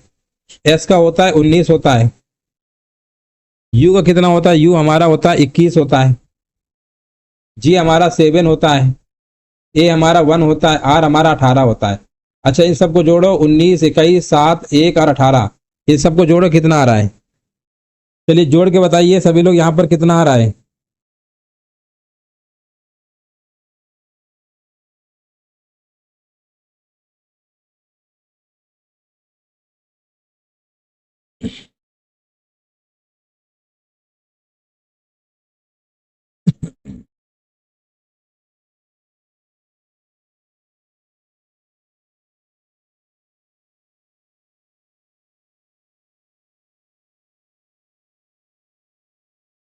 चलिए जोड़ लिया, जोड़ने पे आएगा 66, कितना आएगा 66 आएगा। अभी भी हमारे पास 15 कम है। अच्छा यहाँ पर नंबर देखिए कितने, 1 2 3 4 5 है ना शुगर में। अच्छा 5 में 3 से मल्टीप्लाई कर दो तो 15 होता है ना। इसी में जोड़ दो 15, क्या 81 आ रहा है, आ रहा है। इसी प्रकार अब हम क्या करेंगे, फिल को लिखेंगे। फिल का कोड में बात करेंगे, FILL की कोड बात करेंगे। एफ का कोड कितना होता है, एफ का कोड आपका 6 होता है, आई का 9 होता है, और एल का कोड कितना होता है, एल का 12 होता है। 12 12 कितना होता है 24, 24 9 कितना होता है 33, 33 6 39 आएगा। 9 6 12 12 24 और 24 और 9 33 6 39 आ रहा है। हाँ 39 आएगा, 39 आया है। अब यहाँ पर देखो संख्याएं कितनी है, 1 2 3 4, 4 गुणते 3, जितनी संख्या है उसमें 3 से मल्टीप्लाई करना है। 12 जोड़ दो, क्या 51 आ रहा है, बिल्कुल आ रहा है। अब यही कोड यहाँ पर क्रीम में अप्लाई कर देंगे। क्रीम का कोड में सी कितना होता है, सी का कोड हमारा 3 होगा, आर 18 होता है, ई हमारा कितना होता है, ई हमारा 5 होता है, ए 1 होता है, एम 13 होता है। इनको जोड़ लो कितना आएगा, जोड़ेंगे तो दोस्तों 40 आएगा। कितना आएगा 40 आएगा। अब कितने नंबर है, 1 2 3 4 5, 5 गुणते 3 कितना करेंगे 15, 15 जोड़ दीजिएगा 55 आएगा। इसका आंसर क्या होगा? ऑप्शन नंबर बी आएगा। हाँ, आलोक कुमार का बिल्कुल देखिए करेक्ट आंसर आ चुका है, 55 बिल्कुल सही था। चलो आगे बढ़ेंगे। यहाँ पर देखिए नेक्स्ट प्रश्न आपसे पूछा गया है। चलिए यहाँ पर कमेंट करिए आंसर क्या होगा।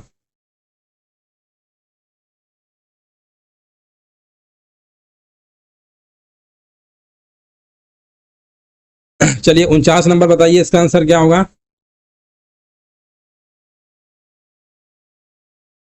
पहले तो ये चेक कर लीजिए कि आपका ये जो क्वेश्चन पेपर है मोबाइल में बढ़िया से दिख रहा है ना? जूम कर दिया, थोड़ा देख लीजिए कट तो नहीं रहा है कहीं से, है ना? अगर कट रहा हो तो कमेंट करके बता दीजिएगा। नहीं कट रहा है, चलो यहाँ पर देखिए प्रश्न को ध्यान से देखिए क्या लिखा हुआ है। 6 व्यक्ति हैं, L M N P Q और आर, प्रत्येक की लंबाई अलग अलग है। लिखा हुआ है एन जो है क्यू और पी से लंबा है। यहाँ लिख दे रहा है एन जो है किससे किससे लंबा है? पी से लंबा है और क्यू से भी लंबा है। एन जो है पी और क्यू से लंबा है, परंतु एम से छोटा है। कौन छोटा है? एम, एन, यानी इसके पहले कौन आया होगा? एम आया होगा, परंतु एम से क्या है? छोटा है, एम बड़ा हो गया मान लो। पी सिर्फ जो है क्यू से लंबा है, पी सिर्फ जो है क्यू से क्या है? लंबा है। हाँ, पी जो है क्यू से लंबा है, चलो ये भी कंडीशन सही है। जबकि आर एल से छोटा है। आर क्या है? एल से छोटा है। आर जो है एल से छोटा है। हाँ, ऐसे होगा। आर जो है एल से क्या है? छोटा है, आपको दिख रहा है। तो बोला गया इनमें से बताइए कौन सा युग्म सबसे लंबा है। सबसे लंबा आपको एल दिख रहा है और सबसे छोटा कौन सा दिख रहा है? क्यू दिख रहा है। आंसर लगा दीजिए एल और क्यू, बस हो गया। बस आपको क्रम से लगाना था और कुछ नहीं। यहाँ पर देखिए नेक्स्ट प्रश्न आपसे पूछा गया है 50 नंबर। लिखा हुआ है एक दर्पण से देखने से पता चलता है कि एनालॉग घड़ी में 1:30 का समय है, तो बताइए सही समय क्या होगा, है ना? एनालॉग में 1:30 है, दर्पण देख रहे हैं 12 घंटे का अंतर होता है, तो इसको 12 बजे का आप क्या लिख सकते हैं? 11:60, मतलब 12 बजे होता है, और इसमें 1:30 को माइनस कर देना, 30 आएगा, यानी 10:30 इसका आंसर होगा। डायरेक्ट प्रश्न आपका आता है, 12 घंटे में इसको माइनस कर देना, आंसर आपका आ जाएगा। चलिए यहाँ से करंट के प्रश्न के आपके स्टार्ट है, 51 नंबर से करंट अफेयर्स के स्टार्ट है। चलिए यहाँ पर कमेंट करिए राइट आंसर क्या होगा। चलिए 51 नंबर से देखिए जो प्रश्न आपके स्टार्ट है करंट अफेयर्स के हैं, और यहाँ पर आपको जवाब देना है आंसर क्या होगा। चलिए सभी लोग कमेंट करिए। देखिए प्रश्न आपसे क्या पूछा गया है। हाल ही में विश्व स्वास्थ्य दिवस 2025 की थीम स्वस्थ शुरुआत आशापूर्ण भविष्य के संदर्भ में यह अभियान किन 2 मुख्य क्षेत्रों पर केंद्रित है ना? किन 2? तो यहाँ पर आंसर बताना है। देखिए वैसे भी विश्व स्वास्थ्य दिवस आपका 7 अप्रैल को मनाया जाता है। 2025 का थीम क्या था? स्वस्थ शुरुआत आशापूर्ण भविष्य, ये आपकी थीम है, याद रखिएगा। तो किन 2 मुख्य क्षेत्रों पर केंद्रित है आपको बताना। 51 नंबर में आंसर क्या होगा, है ना? 51 नंबर का सभी लोग कमेंट करिए आंसर क्या होगा। हाँ बिल्कुल, देखिए यहाँ पे राइट आंसर हमारे बीच आ गया है। मात्र स्वास्थ्य नवजात शिशु की देखभाल संबंधित है। मात्र स्वास्थ्य नवजात शिशु की देखभाल से ऑप्शन नंबर सी होगा, है ना? ऑप्शन नंबर सी था। चलिए यहाँ पर बताइए हाल ही में उत्तर प्रदेश के किस टाइगर रिजर्व में दुर्लभ लंबे समय से स्नूटेड बेल सांप की खोज की गई है, जिससे इस प्रजाति की भारत में दूसरी उपस्थिति प्रमाणित हुई है ना? यहाँ पर देखिए 52 नंबर का बताना है आंसर क्या होगा। चलिए 52 नंबर का आपको जवाब देना आंसर क्या होगा। तो 52 नंबर का बी होगा, दुधवा टाइगर रिजर्व। 52 नंबर का क्या होगा? बी नंबर आपका बिल्कुल करेक्ट आंसर आपका हो जाएगा। इस टाइगर रिजर्व में, टाइगर रिजर्व का नाम क्या है? दुधवा टाइगर रिजर्व है। चलिए आगे बढ़ेंगे, अगला प्रश्न बताइए। चलिए क्वेश्चन नंबर 53 नंबर को आपको बताना है। हाल ही में भारत भूटान सीमा शुल्क के 6वें संयुक्त समूह JGC की बैठक कहां पर आयोजित की गई है ना? ये कहां पर की गई आपको बताना है। ये आपकी भूटान के थिम्पू में की गई। ऑप्शन नंबर यहाँ पे बी नंबर बिल्कुल करेक्ट आंसर आपका यहाँ पर हो जाएगा, है ना? ऑप्शन नंबर यहाँ पे बिल्कुल जो करेक्ट आंसर आपका है वो हो जाएगा आपका, थिम्पू यानी भूटान। चलिए आगे बढ़िए, अगला प्रश्न देखिए पूछा गया है 54 नंबर। जनवरी 2025 में उत्तर प्रदेश के शहर में एक प्लेट एक बैग अभियान शुरू किया गया है। एक प्लेट एक बैग अभियान शुरू किया गया है, 54 नंबर बताना है ना। तो ये आपका वाराणसी यानी प्रयागराज, उत्तर प्रदेश के प्रयागराज में, प्रयागराज होगा। ऑप्शन नंबर यहां पर क्या है, सी नंबर आपका बिल्कुल सही आंसर आपका हो जाएगा।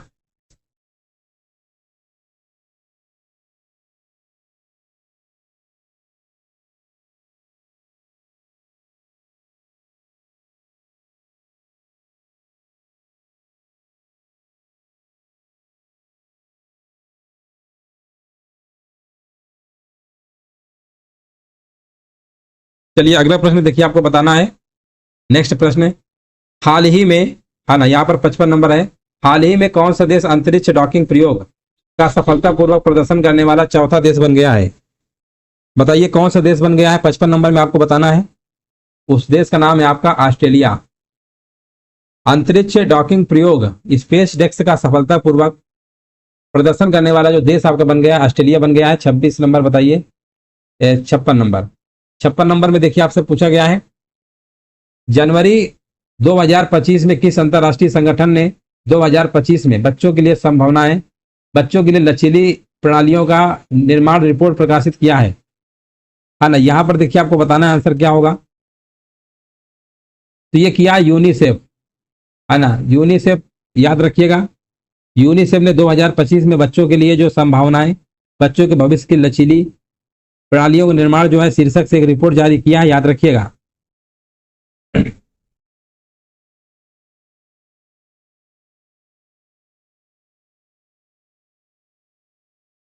एक प्रश्न आपसे पूछा जाता है, यूनिसेफ का मुख्यालय कहां पर है? बताइए यूनिसेफ का मुख्यालय कहां पर है? एक आपका यूनेस्को है, यूनेस्को का मुख्यालय पेरिस में है, और यूनिसेफ का मुख्यालय कहां पर है? न्यूयॉर्क में, अमेरिका।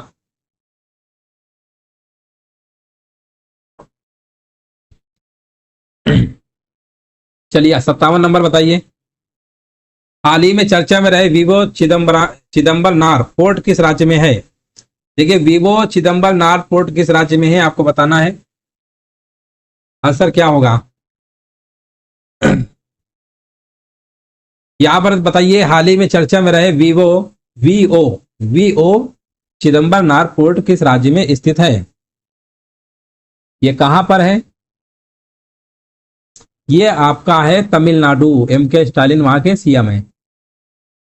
चलो आगे बढ़ते हैं, 58 नंबर बताइए, हाल ही में चर्चा में रहे निवेशक शिक्षा और संरक्षण निधि प्राधिकरण की स्थापना किस अधिनियम के तहत की गई थी? चलिए यहां पर देखिए आपको बताना है, हाल ही में चर्चा में रहे निवेशक शिक्षा और संरक्षण निधि प्राधिकरण की स्थापना किस अधिनियम के तहत की गई थी? 58 नंबर आपको बताना है, और 58 नंबर का जवाब आ चुका है।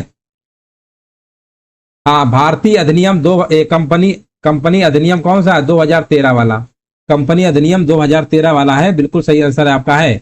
निवेशक शिक्षा और संरक्षण निधि प्राधिकरण की स्थापना जो है ये आपकी हुई थी, हाँ, कंपनी अधिनियम 2013। आगे बताइए, हाल ही में अंतर्देशीय जल मार्ग टर्मिनल का उद्घाटन कहां पर किया गया है? हाँ, यहाँ पर देखिए नेक्स्ट प्रश्न आपको बताना है, हाल ही में अंतर्देशीय जल मार्ग टर्मिनल का उद्घाटन कहां पर किया गया है? ये आपका, हाँ, ये आपका किया गया है असम में। असम में आपका जगह का नाम क्या है? जोगी घोपा। तो अजीब नाम है ना, तो अजीब नाम है, लेकिन कोई बात नहीं, ये असम में किया गया है, असम में। 59 नंबर का सी नंबर आपका बिल्कुल सही है।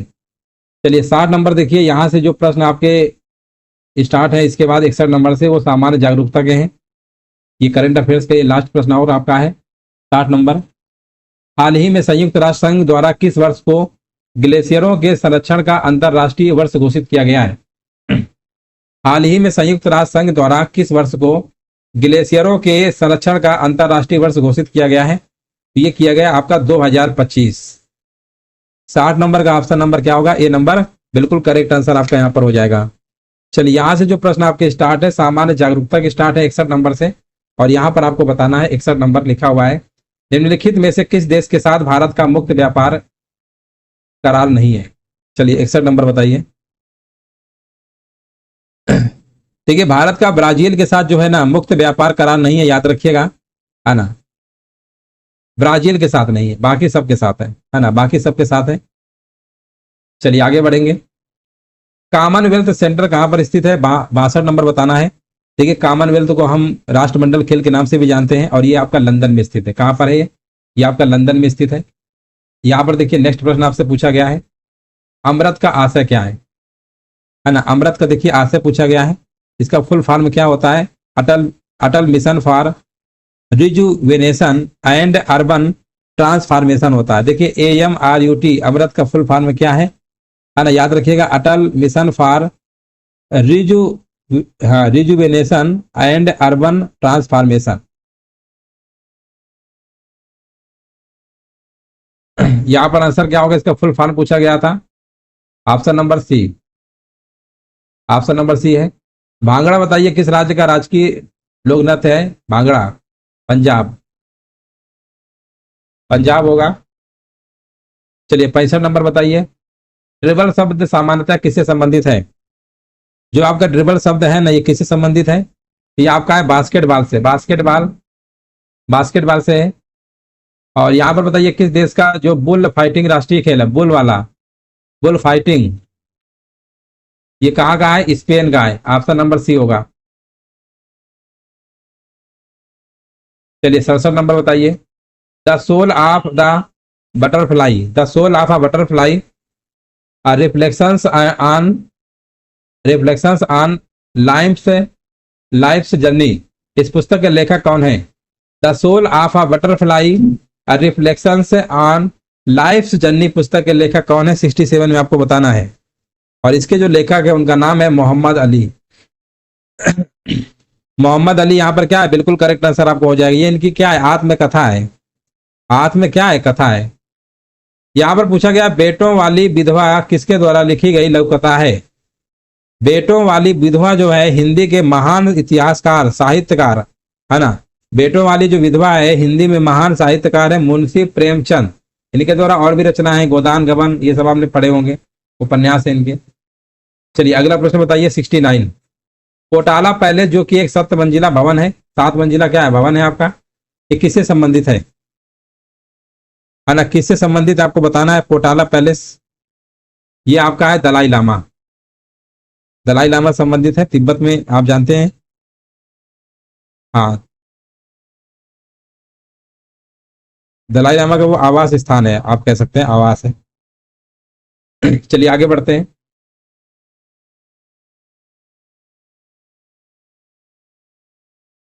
चलिए 70 नंबर बताइए, लिखा हुआ है अर्जुन पुरस्कार विजेता विनेश फोगाट किस खेल संबंधित हैं? विनेश फोगाट जो है प्रसिद्ध भारतीय कुश्ती पहलवान है ना। कुश्ती लगा दीजिए, कुश्ती यहाँ पर क्या है? बिल्कुल करेक्ट आंसर आपका होगा। इन्हें 2016 में भारत सरकार खेल मंत्रालय द्वारा अर्जुन पुरस्कार दिया गया था। 2016 में, 2016 में कौन सा पुरस्कार मिला था आपका? अर्जुन पुरस्कार, अर्जुन पुरस्कार दिया गया था, अर्जुन